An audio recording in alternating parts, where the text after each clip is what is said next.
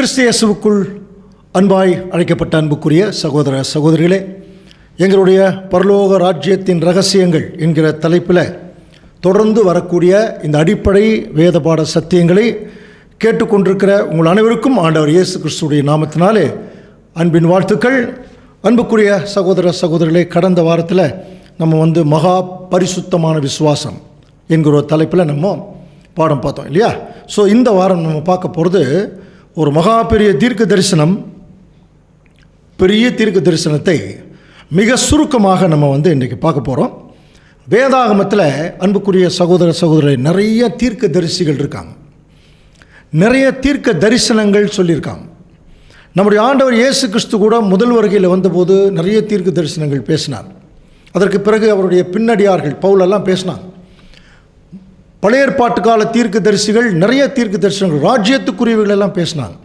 இப்போ நம்ம பார்க்க போகிற தீர்க்க தரிசனத்தினுடைய சிறப்பு என்ன அப்படின்னு பார்த்தீங்கன்னா, இப்போ நம்ம பார்க்க போகிறது தான் வேதத்தில் முதல் சொல்லப்பட்ட தீர்க்க தரிசனம். கவனிங்க, முதல் சொல்லப்பட்ட தீர்க்க தரிசனம். அதற்கு பின்னால் நிறைய தீர்க்க தரிசனங்கள் சொல்லப்பட்டிருக்குது. அவைகளெல்லாம் ஏற்கனவே நடந்திருக்கு, நடந்து கொண்டு இருக்கிறது, இனி நடக்க போகுது. நிறைய தீர்க்க தரிசனங்கள். ஆனால் ஆச்சரியம் என்னென்னா, இப்போ நம்ம பார்க்க போகிற இந்த தீர்க்க தரிசனம் பொறுத்த வரைக்கும் இதுதான் முதல் ஆதியிலே சொன்ன தீர்க்க தரிசனம். ஆனால் இன்னைக்கு வரைக்கும் அது நிறைவேறவே இல்லை. அதுதான் இந்த தீர்க்க தரிசனத்துடைய ஒரு மிகப்பெரிய ஆச்சரியம், அன்புக்குரிய சகோதர சகோதரி. அப்போ நம்ம நல்லா புரிஞ்சுக்க வேணும். அப்படின்னா என்ன தீர்க்க தரிசனம் இப்போ நம்ம பார்க்க போகிறோம் என்று சொல்லி கவனிக்கும் போது, ஆதியிலேன்னு சொல்லும்போது நம்ம கொஞ்சம் ஞாபகப்படுத்தினா, முதல் மனுஷன் பாவம் செய்த உடனே சாத்தான் ஏவாளை தூண்டி, ஏவாள் ஆதாமை தூண்டி அந்த பாவத்துக்குள்ளே வந்த உடனே கவனிக்கிறீங்களா, இந்த சாத்தானுக்கு தேவன் ஒரு சாபம் கொடுக்குறார். அதுதான் இப்போ நம்ம தீர்க்க தரிசனமாக பார்க்க போகிறோம். நம்ம அந்த தீர்க்க தரிசனம் படித்தவங்களுக்கு நல்லா தெரியும். உனக்கும் ஸ்திரீக்கும் உன் வித்துக்கும் அவள் வித்துக்கும் பகையை உண்டாக்குவேன் அப்படின்னு ஒரு வார்த்தை இருக்கும். ஃப்யூச்சர் டென்ஸில் இனிமேல் நடக்க போகிறது, புரியுதுங்களா? அவர் உன் தலையை நசுக்குவார், நீ அவர் குதிங்காலை நசுக்குவாய் அப்படிங்கிறது அந்த முதல் தீர்க்க தரிசனம். இந்த தீர்க்க தரிசனத்தை நம்ம பார்க்குறதுக்கு முன்னாடி இந்த தீர்க்க தரிசனத்துடைய ஒரு மிகச்சிறந்த தலைப்பு என்னன்னு பார்த்தீங்கன்னா, ஸ்திரீயின் வித்து. கவனிக்கிறீங்களா?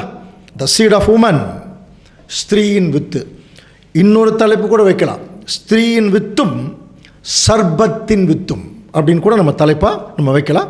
ஸோ இப்போது முதல் முறையாக நம்ம இந்த தீர்க்க தரிசனத்துக்குள்ளே போகும்போது நம்ம என்ன கவனிக்க வேண்டியது இருக்குது? 2 பேதுரு 1ஆம் அதிகாரம் பாருங்கள், 21ஆம் வசனத்தில் கொஞ்சம் கவனிக்கலாம். என்ன நமக்கு சொல்லப்பட்டிருக்குன்னா, தீர்க்க தரிசனமானது ஒரு காலம் மனுஷருடைய சித்தத்தினால் உண்டாகவில்லை. தேவனுடைய பரிசுத்த மனுஷர்கள் பரிசுத்த ஆவியினாலே ஏவப்பட்டு பேசினார்கள். இது நார்மலாக வந்த வசனங்கள் அல்ல. இது தேவனுடைய பரிசுத்த ஆவியினாலே, தேவ மனுஷர்கள், இன்ஸ்பைரேஷன் ஆஃப் ஹோலி ஸ்பிரிட் என்று சொல்வார்கள். பரிசுத்த ஆவியினுடைய உள்ளுணர்வு அது உள்ளே வந்துருச்சுன்னா ஆட்டோமேட்டிக்காக தேவனுடைய வெளிப்பாடுகளை அவர்கள் தீர்க்க தரிசனங்களாக பேசினாங்க. அது மட்டும் இல்லை, அன்புக்குரிய சகோதர சகோதரர்களே, நம்மெல்லாம் இன்றைக்கி தேவ பிள்ளைகளாக வந்திருக்கிறோம். தேவன் நம்ம கொடுத்துருக்கிற நிறைய சலுகைகளில் ஒரு முக்கியமான சலுகை என்ன தெரியுமா? இன்றைக்கி என்ன நடந்துட்டுருக்குன்னே தெரியும். உலகத்தில் 3ஆம் உலக யுத்தம் பற்றியெல்லாம் படிக்கிறோம், இஸ்ரேலை பற்றி படிச்சுட்ருக்குறோம், நிறையா சுற்றில் நிறைய காரியங்கள் பார்க்குறோம். ஃப்யூச்சர் நினச்சி பயமாக இருக்குது, இது என்ன ஆகுமோ ஏதாகுமோ என்கிற ஒரு சூழ்நிலைக்கு வரும்போது சத்தியம் படித்த தேவனுடைய பிள்ளைகள் மிக தெளிவாக இருப்பாங்க. ஏன் தெரியுமா? அவர்களுக்கு என்ன நடக்குதுன்னு தெரியும். ஏன் ஆமோஸ் தீர்க்கதரிசி எழுதியிருக்கார், 3ஆம் அதிகாரம் 7ஆம் வசனம் வாசிக்கலாம்.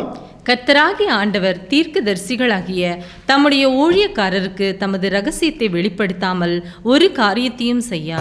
பாருங்க, தம்முடைய ஊழியக்காரருக்கு தம்முடைய ரகசியத்தை வெளிப்படுத்தாமல் ஒரு காரியத்தையும் செய்ய மாட்டார். அப்படின்னா புரியுதுங்களா? ஒரு விஷயத்தை செய்கிறார்னாலே அதற்கு முன்பாகவே அவருடைய பிள்ளைகளுக்கு அதை தெரியப்படுத்திடுவார்.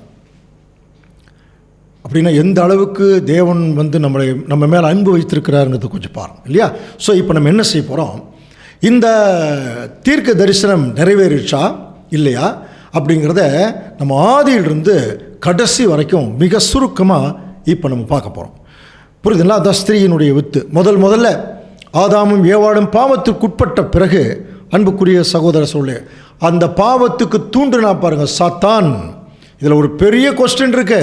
நிறைய பேர் இன்றைக்கி அந்த கொஸ்டினை வந்து கேட்குறாங்க, ஆனால் பதிலுக்கு சொல்கிறதுக்கு யாருமே இல்லை. நிறைய பேர் என்ன கேட்குறாங்கன்னா, திடீர்னு தேவனுடைய திட்டத்தில் ஆதாமும் ஏவாளும் இருக்காங்க, எப்படி திடீர்னு சாத்தான் உள்ளே வந்தான் அப்படின்னு ஒரு கேள்வி இருக்குது. அந்த கேள்விக்குரிய விடைகளை பின்னாடி வரக்கூடிய மிகப்பெரிய ஒரு பாடமாக நம்ம பார்க்க போகிறோம். இந்த சாத்தானை பற்றி நம்ம டீட்டெயிலாக பார்க்க போகிறோம். ஆனால் இன்றைக்கி சாத்தானுடைய அந்த இன்டென்ஷன், அவனுடைய நோக்கம், அவன் எப்படி இந்த உலக ஜனங்களை ஏமாற்றிட்டுருக்கிறான் என்பதை குறித்து நம்ம கொஞ்சம் பார்க்கணும். ஸோ அதுக்கு முதல் ஏற்பட்ட தீர்க்க தரிசனத்தினுடைய ஆழம் கவனிச்சா தான் நம்ம வந்து இதனுடைய அதுக்கு அடுத்து வரக்கூடிய நிகழ்ச்சிகள் மூலமாக சாத்தானுடைய கிரிகளை நம்ம அறிந்து கொள்ள முடியும். அவனுடைய மைண்டை தெரிஞ்சுக்க முடியும். தெரிஞ்சுக்கிட்டா தான் அவனுடைய தந்திரத்திலிருந்து நம்ம வெளியே வர முடியும். அன்புக்குரிய சகோதர சொல்லு, அதனால தான் நிறைய பேர் கேட்டாங்க. இப்போ பாருங்கள், ஒரு வசனம் வாசிக்கலாம், ஆதியாகமம் 3:14. அப்பொழுது தேவனாய கர்த்தர் சர்ப்பத்தை பார்த்து, நீ இதை செய்தபடியால் சகல நாட்டு மிருகங்களிலும் சகல காட்டு மிருகங்களிலும் சபிக்கப்பட்டிருப்பாய், நீ உன் வயிற்றினாலே நகர்ந்து உயிரோடுக்கும் நாளெல்லாம் மண்ணை தின்பாய் அப்படின்னு சொல்லப்பட்டிருக்கு. அப்போ கர்த்தர் சர்ப்பத்தை பார்த்துன்னு ஒரு கேள்வி இருக்குது. இது ஒரு கொஸ்டின் இருக்குது, பார்த்துங்க. அடுத்தது, உனக்கும் ஸ்திரீக்கும் உன் வித்துக்கும் அவள் வித்துக்கும் பகையை உண்டாக்குவேன். உனக்கும் அப்படின்னா சாத்தான், உனக்கும் ஸ்திரீக்கும், இந்த பக்கம் ஒரு ஸ்திரீ இருக்கிறாங்களா, உன் வித்துக்கும் அவள் வித்துக்கும் பகையை உண்டாக்குவேன். அந்த ஸ்திரீயினுடைய வித்து ஒருத்தர் இருப்பார், அதனால தான் அந்த அவர் என்று சொல்லப்பட்டிருக்கு. அவர் உன் தலையை நசுக்குவார், நீ அவர் குதிங்காலை நசுக்குவாய் அப்படின்னு சொல்லப்பட்டிருக்கு.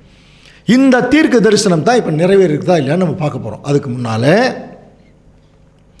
வேதாகமத்தை ஆராய்ச்சி செய்யக்கூடிய நிறைய பிள்ளைகள் இந்த கேள்வி கேட்பாங்க. வேதாகமத்தில் தப்பு கண்டுபிடிக்கணும்னு சொல்லி படிக்கிறவங்க இதையை பார்த்துட்டு இதில் நிறைய தவறு இருக்குதுன்னு சொல்கிறதுக்கான வாய்ப்பு இருக்குது. நல்லா புரிஞ்சுக்கலாம். என்ன கேள்வின்னா, முதல்ல சாத்தான் சர்ப்பத்தை பார்த்து அப்படின்னு சொல்லப்பட்டிருக்கு இல்லையா. அப்போ ஆக்சுவலாக வந்தது சாத்தானா சர்ப்பமா, இப்படி ஒரு கேள்வி கேட்கலாம். வந்தது சாத்தானா சர்ப்பமா? சாத்தான் தான். அப்போ ஏன் சர்ப்பம் சொல்கிறீங்க அப்படின்னு ஒரு கேள்வி கேட்கும்போது நிறைய பேர் அதுக்கு என்ன பதில் சொல்கிறாங்க, அவன் சாத்தான் சர்ப்பம் ரூபத்தில் அவன் வந்தான் அப்படின்னு சொல்லப்பட்டிருக்கு. சரி, அப்படியே வச்சுக்கலாம். அப்போ நீ உயிரோடு இருக்கும் நாளெல்லாம் மண்ணை தின்பாயின்னு இருக்கு, நீ உன் வயிற்றுனாலே நகர்ந்து அப்படின்னு சொல்லப்பட்டிருக்கு. அப்போ பாம்பு மட்டும்தான் வயிற்றுனாலே நகருதா? பாருங்கள், பள்ளியும் தான் நகருது. நம்ம சொல்கிறோம் இல்லையா, உடக்கான் சொல்கிறாங்க இல்லையா, அது உடக்கான்னு நகருது, முதலையும் நகருது, எல்லாமே வயிற்றில் தான் நகருது, பாம்பு மட்டுமா நகருது? அது ஒரு கேள்வி இருக்கு இல்லையா. அப்போது சர்ப்பம் ரூபத்தில் வந்தான் அப்படின்னு சொல்லப்பட்டிருக்கும் போது தேவன் அதனால தான் பாம்பை சபிச்சிட்டாருன்னு சொல்லி சில பேர் சொல்லுவார். சரி, ஒரு ஆட்டுக்குட்டி ரூபத்தில் அவன் வந்திருந்தான்னு வச்சுங்களேன், அப்போ தேவன் ஆட்டுக்குட்டியை சபிப்பாரா? கவனிக்கிறீங்களா? ஆட்டுக்குட்டியை சபிக்கிறதுக்கு வாய்ப்பு இருக்கா? அப்போ இதில் ஏதோ என்ன சொல்லலாம், ஒரு ரகசியம், ஒரு மர்மம் இருக்குது. அதை வந்து நம்ம வந்து பார்க்கணும். அன்புக்குரிய சகோதர சகோதரி, இதை குறித்து நிறைய மூத்த சகோதரர்களெல்லாம் நிறைய ஆராய்ச்சி பண்ணாங்க. அதில் சில ஆராய்ச்சிகள் ஒவ்வொருத்தரும் ஒவ்வொரு விதமான கருத்து சொல்ல ஆரம்பித்தாங்க. பாம்பு வந்து அந்த பழத்தை சாப்பிட்ருச்சு, சாப்பிட்டு சாகலை. அதை பார்த்தோன்னே ஆதாமுக்கு என்ன, ஏவாளுக்கு என்ன இருக்கோ, அப்போ நம்ம இதை சாப்பிட்டா சாக மாட்டோம், ஏன்னா சாத்தான்னு சொல்லியிருக்கான்ல நீங்கள் சாக மாட்டீங்கன்னு சொல்லி, ஒருவேளை அந்த மாதிரி எதாவது ஆயிருக்குமோ அப்படின்னு கூட ஒரு அனுமானம் உண்டு. நல்லா புரிஞ்சுக்கலாம். இன்னும் கொஞ்சம் இன்டீரியராக போகும்போது சாத்தான் என்ன சொன்னான்னு கொஞ்சம் கவனிங்க. ஆதியாகமம் 3:4 வாசிக்கலாம். அப்பொழுது சர்ப்பம் ஸ்திரீயை நோக்கி, நீங்கள் சாகவே சாவதில்லை. தேவன் என்ன சொன்னார்? நீங்கள் சாகவே சாவீர்கள் சொன்னார். அப்போ சாத்தான் என்ன சொல்கிறான்? நீங்கள் சாகவே சாவதில்லைன்னு சொல்லிட்டு அடுத்த வசனமே நீங்கள் பாருங்கள். ஆதியாகமம் 3:5 நீங்கள் இதை புசிக்கும் நாளிலே உங்கள் கண்கள் திறக்கப்படும் என்றும் நீங்கள் நன்மை தீமை அறிந்து தேவர்களைப் போல் இருப்பீர்கள் என்றும் தேவன் அறிவார் என்று. பார்த்தீங்களா, என்ன சொல்லிட்டார்? நீங்கள் இதை சாப்பிடும்போது உங்கள் கண்கள் திறக்கப்பட்டு நீங்கள் தேவர்களைப் போல் ஆவீர்கள் அப்படின்ட்டார். இப்போ அடுத்த கேள்வி என்னென்னா, அப்படின்னா ஆதாம் அந்த ஏதேன் தோட்டத்துலேயும் ஆதாம் ஏவாள் மட்டும்தான். கவனிங்க. அப்புறம் சாத்தான் அது என்ன கண்டிஷன் தெரியல, திடீர்னு அவன் என்ன சொல்கிறான்? நீங்கள் தேவர்களை போல் ஆவீர்கள். அப்போ அங்கே தேவர்கள் யாராவது பார்த்துருப்பாங்களா? தேவதூதர்களை பற்றி எதாவது பேசுகிறாரா? அதுவும் கரெக்டாக நமக்கு தெரியல. ஆனால் தேவதூதர்கள் எதாவது பார்த்துருப்பாரா என்று சொல்லி பார்க்கும்போது ஒரே ஆப்ஷன், கொஞ்சம் கவனிங்க. சாத்தான் என்கிற இந்த எதிராளி இருக்கான் பாருங்க, இவன் சர்ப்பம் மாதிரி வந்திருந்தா, கவனிங்க, ஒரு வேளை இப்படி பாம்பு மாதிரி முன்னாடி வந்து நின்றுட்டு இருந்திருந்தா, நமக்கு சொல்கிற முடியா பாம்பை கண்டால் படையே நடங்கும். அப்போ பெண்கள் எல்லாம் ஓடிடுவாங்க. அப்போ அது வந்து முன்னாடி நின்று புசு புசுன்ட்டு ஏதாவது சொல்லிட்டு இருக்கிறதுக்கு வாய்ப்பு இருக்கா என்று சொல்லி கவனிக்கும் போது அப்படி இருக்கிறதுக்கான வாய்ப்பு இல்லாத மாதிரி இருக்குது. அப்போ என்ன நடந்திருக்கணும் என்று சொல்லி கவனிக்கும் போது, நன்றாக படித்த வேதம் படித்த சகோதரர்களுக்கு தெரியும், இந்த சாத்தான் என்கிறவன் ஒரு பிரதான தூதன். இவன் ரொம்ப அழகாக இருப்பான்னு பைபிள் இருக்குது. அதை பற்றி ரொம்ப டீட்டெயிலாக பின்னாடி பார்க்க போகிறோம். புரியுதுங்களா? இவன் என்ன பண்ணியிருக்கான் தெரியுங்களா? நீங்கள் தேவர்களைப் போல் ஆவீர்கள்ங்கிறத எப்படி காமிச்சிருக்கான்னா, அவர்களுடைய கண்களுக்கு ஏதோ புலப்படுற மாதிரி தன்னுடைய சர்வ மகிமையும் அவன் காமிச்சானா ஏவாள்கிட்ட. நீ சாப்பிட்டீன்னா பார் என்ன மாதிரி ஆயிடுவேன். புரியுதுங்களா? சர்வ மகிமையும் காண்பிக்கும் போது அந்த அம்மா அதை பார்த்து தான், ஓ நம்மளை விட பெரிய நிலைமையில் இப்படி தான் இருப்பாங்களோ, அப்போ தேவன் இப்படி ஏன் இப்படி சொல்லிட்டார், அந்த மாதிரி ஒரு சிந்தனைக்குள்ளே போய் அந்த அம்மா அந்த பழத்தை என்ன பண்ணிடுச்சு, சாப்பிட்டுருச்சு. இப்படியாக ஒரு தந்திரம் பண்ணி, அதனால தான் கவனிங்க, இதை குறித்து இன்னும் கொஞ்சம் இன்டீரியராக மூத்த சகோதரர்கள் சொல்லும் பொழுது, இந்த சர்பண்ட்டுன்னு சொல்லப்பட்டிருக்க, சர்பம்னு சொல்லப்பட்டிருக்கு இல்லையா, இதனுடைய இங்கே அதாவது எப்ரேய வார்த்தை வந்து ஒரிஜினலாக நாகாஷ்ன்னு இருக்குது. அந்த நாகாஷ் என்பதற்கு என்சாண்டர்னு பேர், என்சாண்டர்னு ஒரு அர்த்தம் இருக்குது, பாம்பு என்று ஒரு அர்த்தம் இருக்குது, சர்பண்ட். கவனிங்க, என்சாண்டர்னா மயக்குகிறவன் அப்படின்னு அர்த்தம். அப்போ ஆக்சுவலாக இப்போ இங்கே சாத்தான் என்ன தான் பண்ணியிருக்கான்னா, ஏவாளை தன்னுடைய மகிமையை காமிச்சு மயக்கியிருக்கான். இதுதான் அங்கே நடந்த விஷயம். சரிங்களா? அது பின்னாடி நிறைய அனுமானங்கள் வரலாம், அது பின்னாடி நம்ம பார்க்கலாம். அப்போ அப்படி இருக்கும்போது அப்போ தான் அவர் என்ன சொல்கிறாருன்னா, தேவன் வந்து அவருக்கு ஒரு சாபம் கொடுக்கும்போது, நீ உயிரோடு இருக்கும் நாளெல்லாம் மண்ணை தின்பாய். அப்படின்னா பாம்பு இன்னைக்கு வரைக்கும் மண்ணை சாப்பிடல. கவனிங்க, பாம்பு வந்து மண்ணையெல்லாம் சாப்பிட்றதில்ல, அது மண்ணில் இருக்கக்கூடிய புழுப்பூச்சிகளை தான் சாப்பிடுது. அப்போ சொன்ன தீர்க்க தரிசனமும் அவங்க சரியான முறையில் இல்லை, அப்படி எடுத்துக்கக்கூடாது. தேவன் இந்த சொன்ன ஸ்லாங் புரிஞ்சுக்கணும். மண்ணை தின்பாய்னா நீ மண்ணிலிருந்து எடுக்கப்பட்டாய், மண்ணுக்கே திரும்புவாய். மனுஷனை பற்றி பேசிகிட்டு இருக்கார். நீ இனிமேல் இந்த மனுஷனை தான் நீ எது வேணாலும் பண்ண முடியுமே ஒழிய நீ பரலோகத்துக்கு போக முடியாது, நீ பரலோக காரியங்களை உன்னால் எதுவுமே செய்ய முடியாது. தேவதூதர்கள் பொறுத்த வரைக்கும் பார்த்தினா அவர்கள் இந்த பூமிக்கு வரும்போது தான் ஒரு பிரச்சனை உண்டு பண்ணுவே தவிர நீ மேலே வர முடியாது. அப்போ என்ன ஆயிடுச்சுன்னா, நீ மண்ணிலிருந்து எடுக்கப்பட்ட மனுஷனை நீ என்ன வேணாலும் பண்ணுவேன். அதுதான் மண்ணை தின்பாய். அது ஆக்சுவலாக எப்படிப்பட்ட நிலைமைன்னா, நம்ம கூட சாதாரண ஒரு தோல்வி அடைஞ்ச நிலைமை. ஏன்னா பரலோகத்திலிருந்து கீழே தள்ளப்பட்ட ஒரு பிரதான ஒரு தூதன். கவனிங்க, ஒரு தோல்வி அடைஞ்ச நிலைமை. அதனால தான் நம்ம பேச்சு வழக்கில் சொல்லுவாங்க தெரியுமா, அவன் மண்ணை கவிட்டான் அப்படின்னு என்ன அர்த்தம்? அட்டர்லி டிஃபீட்டு, தோல்வி அடைஞ்சிட்டான்னு அர்த்தம். ஸோ இந்த ஸ்லாங் பைபிளே இருக்குது. வாசிக்கலாம் பாருங்கள், சங்கீதம் 72:9 வாசிக்கலாம். வனாந்தரத்தார் அவருக்கு முன்பாக குனிந்து வணங்குவார்கள், அவருடைய சத்துருக்கள் மண்ணை நக்குவார்கள். அவர்களுடைய சத்துருக்கள் மண்ணை நக்குவார்கள் என்ன அர்த்தம்? அவர்கள் தோற்று விடுவார்கள் அப்படிங்கிற ஒரு அர்த்தம் தான் அதனுடைய தீர்க்க தரிசன பாஷை. கவனிங்க, அதே மாதிரி மீகா 7ஆம் அதிகாரம் 17ஆம் வசனத்தில் கூட பாம்பை போல மண்ணை நக்குவார்கள், பூமியின் ஊர்வனவற்றை போல தங்கள் மறைவிடங்களிலிருந்து நடுங்கி புறப்படுவார்கள் அப்படின்னு சொல்லப்பட்டிருக்கு. அதாவது தோல்வி அடைந்த ஜனங்களை பற்றின தீர்க்க தரிசன ஒரு பாஷை இப்படி தான் இருக்கும். அவங்க மண்ணை கவிட்டான். சில பேர் சொல்லுவாங்க, கீழே விழுந்தாலும் மீசையில் மண் ஓட்டலன்னு சொல்லுவாங்க. அதாவது அவன் தன்னுடைய தோல்வியை ஒத்துக்கல அப்படிங்கிறத பேச்சு வழக்கில் சொல்லுவாங்க. ஸோ இப்படியாக அன்புக்குரிய சகோதர சகோதரர்களே, இப்போ இதோட சின்ன விளக்கம் தான். இப்போ நம்ம இதுக்கப்புறம் நம்ம போக போகிற ஒரு விஷயந்தான் ரொம்ப ரொம்ப முக்கியம். என்னைக்கு தேவன் இந்த சாத்தான் என்கிற எதிராளி இவனை பார்த்து அவர் உன் தலையை நசுக்குவார். யாரு? ஒரு ஸ்திரீ இடத்திலிருந்து வரப்போகிற ஒரு வித்து வரப்போகுது, அந்த ஸ்திரீயிலிருந்து வரக்கூடிய வித்து உன் தலையை நசுக்குவார்னு சொன்ன உடனே அவன் அன்னைக்கு முழிச்சவன் தான். கவனிங்க, இதில் பின்னாடி வரப்போகிற பாடங்களில் இந்த சாத்தானை குறித்து நிறைய இன்ஃபர்மேஷன் நம்ம பார்க்க போகிறோம். அவன் மிகப்பெரிய அறிவாளி. டோட்டலாக இந்த பூமி முழுவதும் கண்ட்ரோலில் தான் இருக்குது. எல்லாருடைய வாழ்க்கை வரலாறு அவனுக்கு தெரியும். எல்லாரையும் தன்னுடைய கட்டுப்பாட்டுக்குள்ளே வச்சுருக்கான். உணர்வுகளை தூண்டிடுவான். புரியுதுனா? தந்திரசாலி, மந்திரசாலி, எல்லாத்தையும் தன்னுடைய தந்திரத்தினால கீழே விழத்தள்ளிடுவான். அதில் இன்னொரு விஷயம், ஒரு கேள்வி இருக்குது. என்ன கேள்வின்னா, பாருங்கள், தேவனுடைய திட்டத்தில் ஆதாம் ஏவாளை தேவன் கொண்டு வந்து வச்சார். பலுகி பெருகி பூமி எங்கும் நிரப்புங்கள். ஸோ அது பாட்டுக்கு நடந்துட்டு வந்திருக்கலாம் இல்லையா? ஏன் திடீர்னு இங்கே சாத்தான் ஒருத்தன் உள்ளே வர்றான்? அவன் யார்? அவனுடைய எக்ஸிஸ்டன்ஸ் என்ன? அவன் ஏன் உள்ளே வர்றான்? அவன் உள்ளே வந்து முதல்ல படைக்கப்பட்ட தேவனுடைய படைப்பையே அவருக்கு விரோதமாக திருப்புறானே. அப்படின்னா யாராவது இன்றைக்கி நம்ம கேள்வி கேட்டுருக்கோம்னா என்ன நடந்திருக்கு? என்னமோ நடந்திருக்கு. ஒன்று மட்டும் உறுதி, என்ன தெரியுங்களா? என்னமோ ஒரு கோபம் நம்முடைய பிதாவாகிய தேவன் மேலேயோ அல்லது ஆண்டவர் இயேசு கிறிஸ்து மேலேயோ சாத்தானுக்கு இருந்திருக்குங்க. அது ஒரு ரகசியம். வரப்போகிற பாடங்களில் பார்க்கலாம். அந்த கோபத்தில் தான், அந்த பொறாமையில் தான் அவன் என்ன செய்கிறான்னா, அவர் படைத்த ஆதாமையும் ஏவாளையும் அவனுக்கு விரோதமாக அவன் திருப்புறான். அப்போது முதல் படைப்பையே தன்னுடைய தந்திரத்தினால எவ்வளோ பெரிய புத்திசாலி பாருங்க. அவன் திருப்பிட்டான்னு சொல்லும்போது அப்போவே மனித இனம் பெருகுவதற்கு முன்பாகவே தன்னுடைய மகா பெரிய புத்திசாலித்தனத்தை அவன் காமிச்சிட்டான். பாருங்க, ஆதாமை சாப்பிட வச்சிட்டான். பாருங்க, தீமோத்தேயுக்கு பவுல் எழுதும்போது எழுதுவார், ஆதாம் வஞ்சிக்கப்படவில்லை அப்படின்னு எழுதுவார். அப்படின்னு என்ன அர்த்தம்? ஆதாம் கிட்ட தான் போய் முதல்ல சாப்பிட சொல்லியிருக்கார். ஆதாம் வந்து தேவனுடைய கட்டளையை நேரடியாக வாங்கினதுனால முடியாதுன்னு சொல்லிட்டார். உடனே ஆதாமுக்கு என்ன வீக்னஸ்ன்னு பார்த்தார். யாருக்கு அதிகமாக உயிர் பாருங்கள். அப்போ ஆதாம் தனக்கு தேவன் கொடுத்த ஏவாள் மேலே அதிகமான உயிர் வச்சதுனால சரியான ஒரு பாயிண்ட்டை கண்டுபிடிச்சி, வீக்னஸ் கண்டுபிடிச்சி கரெக்டாக ஏவாளை சாப்பிட வச்சு ஆதாமையும் சாப்பிட வச்சிட்டான்னாலே அவன் எவ்வளோ பெரிய பாருங்கள். அப்போ ஆதாம் யாருன்னா முற்பிதா, அதாவது இது மனு குலத்திற்கே ஒரு முற்பிதா.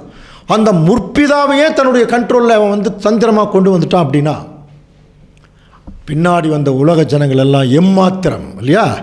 ஸோ ஆனாலும் இப்போ என்ன நடக்குதுன்னா, இந்த முதல் தீர்க்க தரிசனத்தில் தேவன் தன்னுடைய திட்டத்தை ஒரு புறம் செயல்படுத்தி கொண்டே போகிறார்.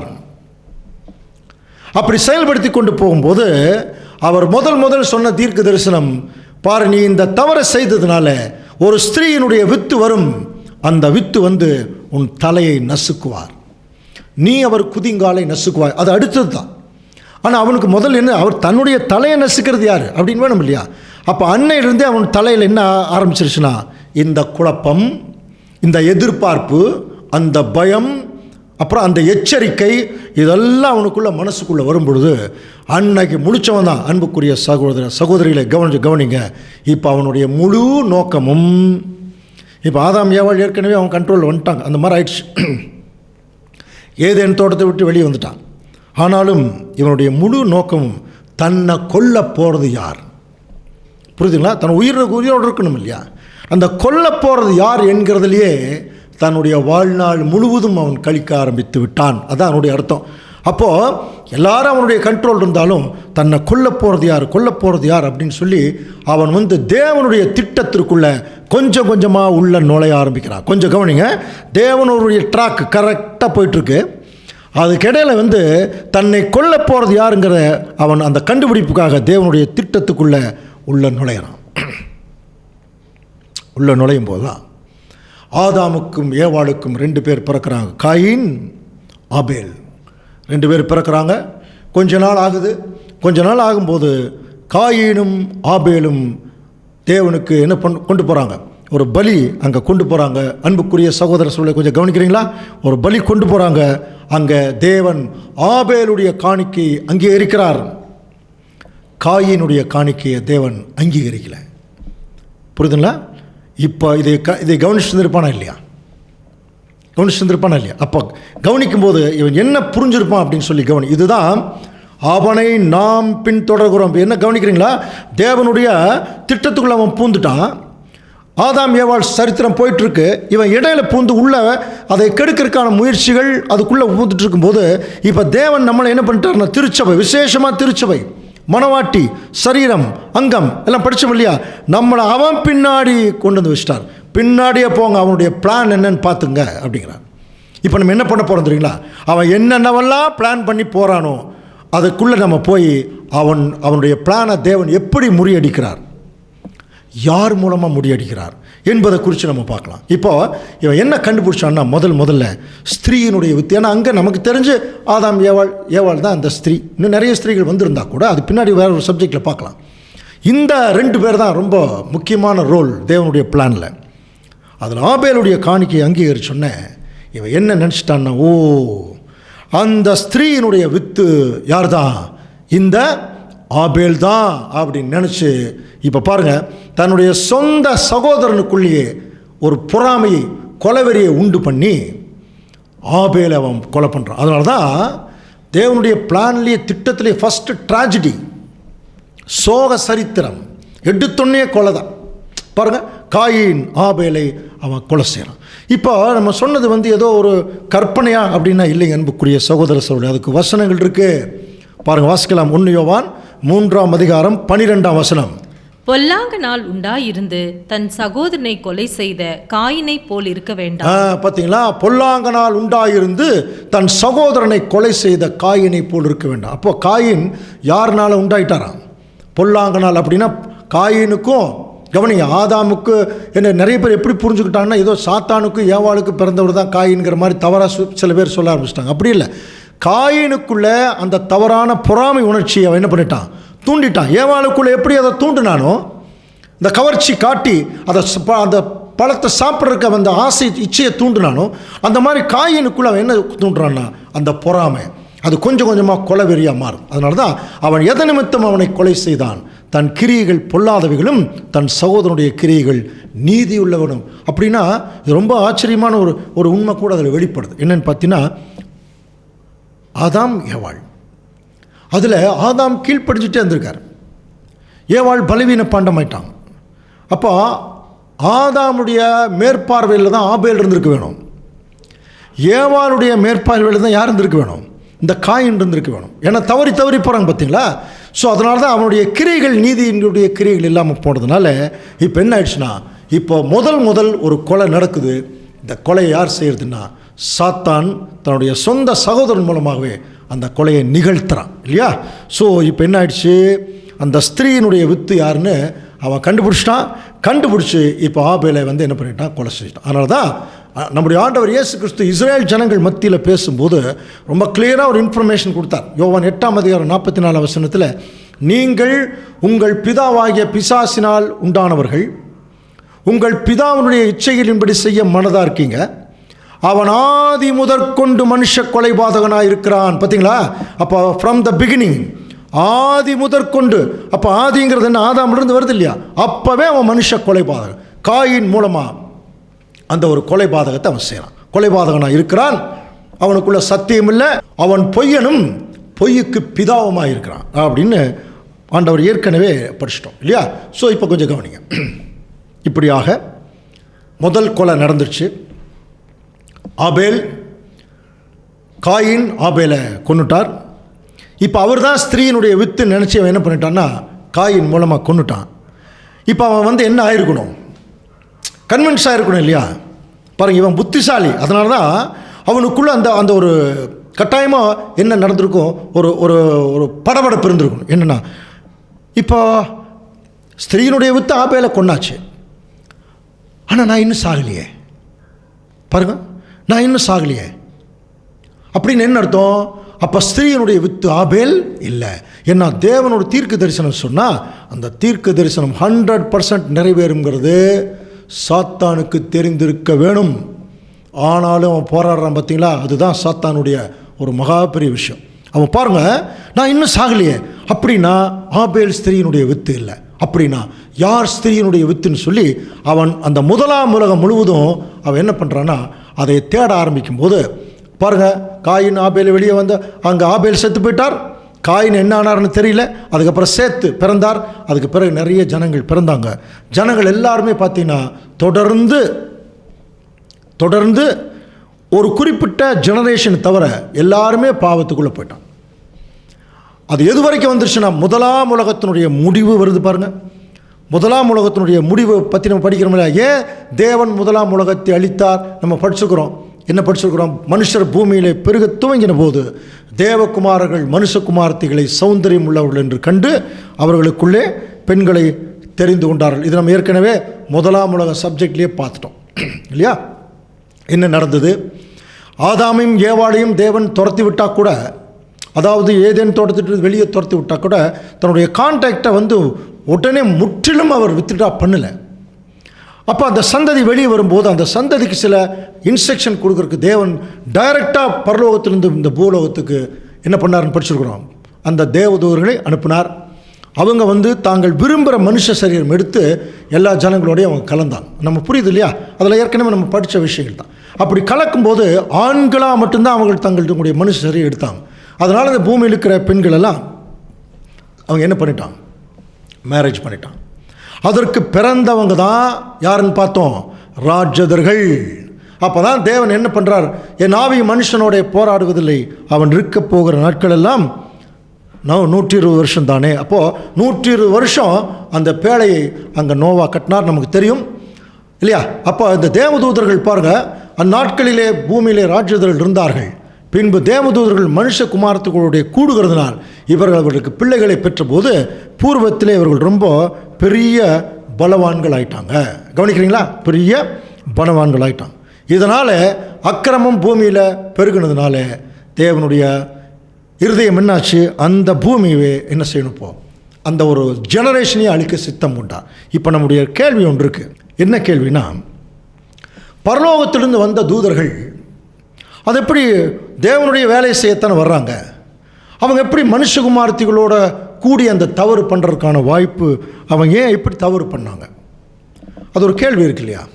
இந்த கேள்விக்கும் விடை இருக்குது பைபிளில். முதல் சாத்தான் என்ன ஒரு பொய் சொன்னா? சாகவே மாட்டீங்க சொன்னான் இல்லையா? இப்போ அவன் சொன்ன பொய் என்ன ஆகிட்டுருக்குன்னா, ஆக்சுவலாக பார்த்தீங்கன்னா அது நடக்கலை. ஏன்னா மனுஷன் பிறக்கிறான், கொஞ்ச நாள் கழித்து செத்து போயிட்டுருக்கான். இப்படி இருக்கிற போது அவன் சொன்ன பொய்யை நிறைவேற்றணும். அப்போ சொன்ன பொய்யை நிறைவேற்றணும், எப்படி நிறைவேற்றுறது அப்படின்னு அவன் நினைக்கும் போது பரலோகத்திலிருந்து தேவதூதர்கள் வந்துட்டுருக்கிறாங்க. அவனுடைய நோக்கமே தேவனுடைய திட்டத்துக்கு ஆப்போசிட்டாக போகிறது தான். கவனிங்க, நல்லதாக இருந்தால் கெட்டது பண்ணுவான், கெட்டதாக இருந்தால் நல்லது பண்ணுவான், அந்த மாதிரி. அப்போ அப்படி இருக்கும் பட்சத்தில் அவன் என்ன நினச்சான்னா, இந்த பூலோகத்தில் மனுஷருக்கு கூடுற ஜனங்கள் தானே எல்லாம் சாகிறாங்க, அப்போ தேவகுமாரர்களோடு இவங்களை கலக்க விட்டுட்டோம்னா அதில் வர்ற சந்ததி சாகாதுன்னு இவன் நினச்சான். ஆனால் தேவன் என்ன பண்ணிட்டார்? ஜலப்பிரளயத்தில் ஒட்டுமொத்த சந்ததியை அதை அழிச்சிட்டார் இல்லையா? நோவாவுடைய பிள்ளைகள் படித்தோம் இல்லையா? நோவா தேவனோடு சஞ்சரித்தார், மற்றவங்களெல்லாம் தேவதூதர்களோடு சஞ்சரித்தார்கள். ஸோ இப்படியாக அந்த பாவம் மிகப்பெரிய அளவில் பெருக வச்சு இவன் என்ன பண்ணிட்டான்னா, கீழ்ப்படிஞ்சா தானே என்னை கொல்றதுக்கு வருவாங்க, எல்லாரையும் கீழ்ப்படியாமைக்குள்ளே கொண்டு போயிட்டான். கவனிக்கிறீங்களா?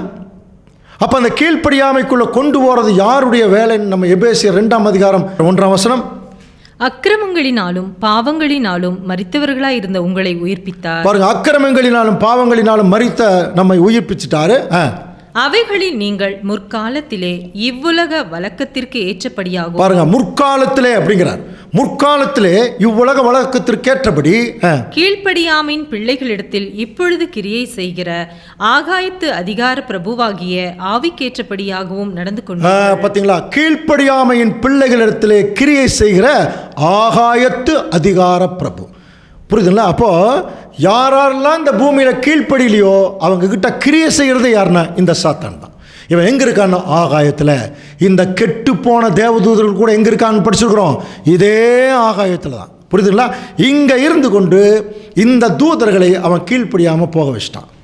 இப்போ நம்முடைய இன்னொரு கேள்வி கூட கேட்கலாம். இன்னும் நிறைய கேள்விகள் வந்துகிட்டே இருக்கும். பரலோகத்திலிருந்து வந்த தேவதூதர்களுக்கு இவன் சாத்தான்னு தெரியாதான்? இவன் எதிராளி ஆயிட்டான்னு தெரியாதான்? கவனிக்கிறீங்களா? இதுக்கு ஒரு ஆழமான ஒரு ரகசியம் இருக்கு அன்புக்குரிய சகோதர சொல்லே. தேவன் என்ன பண்ணிட்டார் தெரியுங்களா?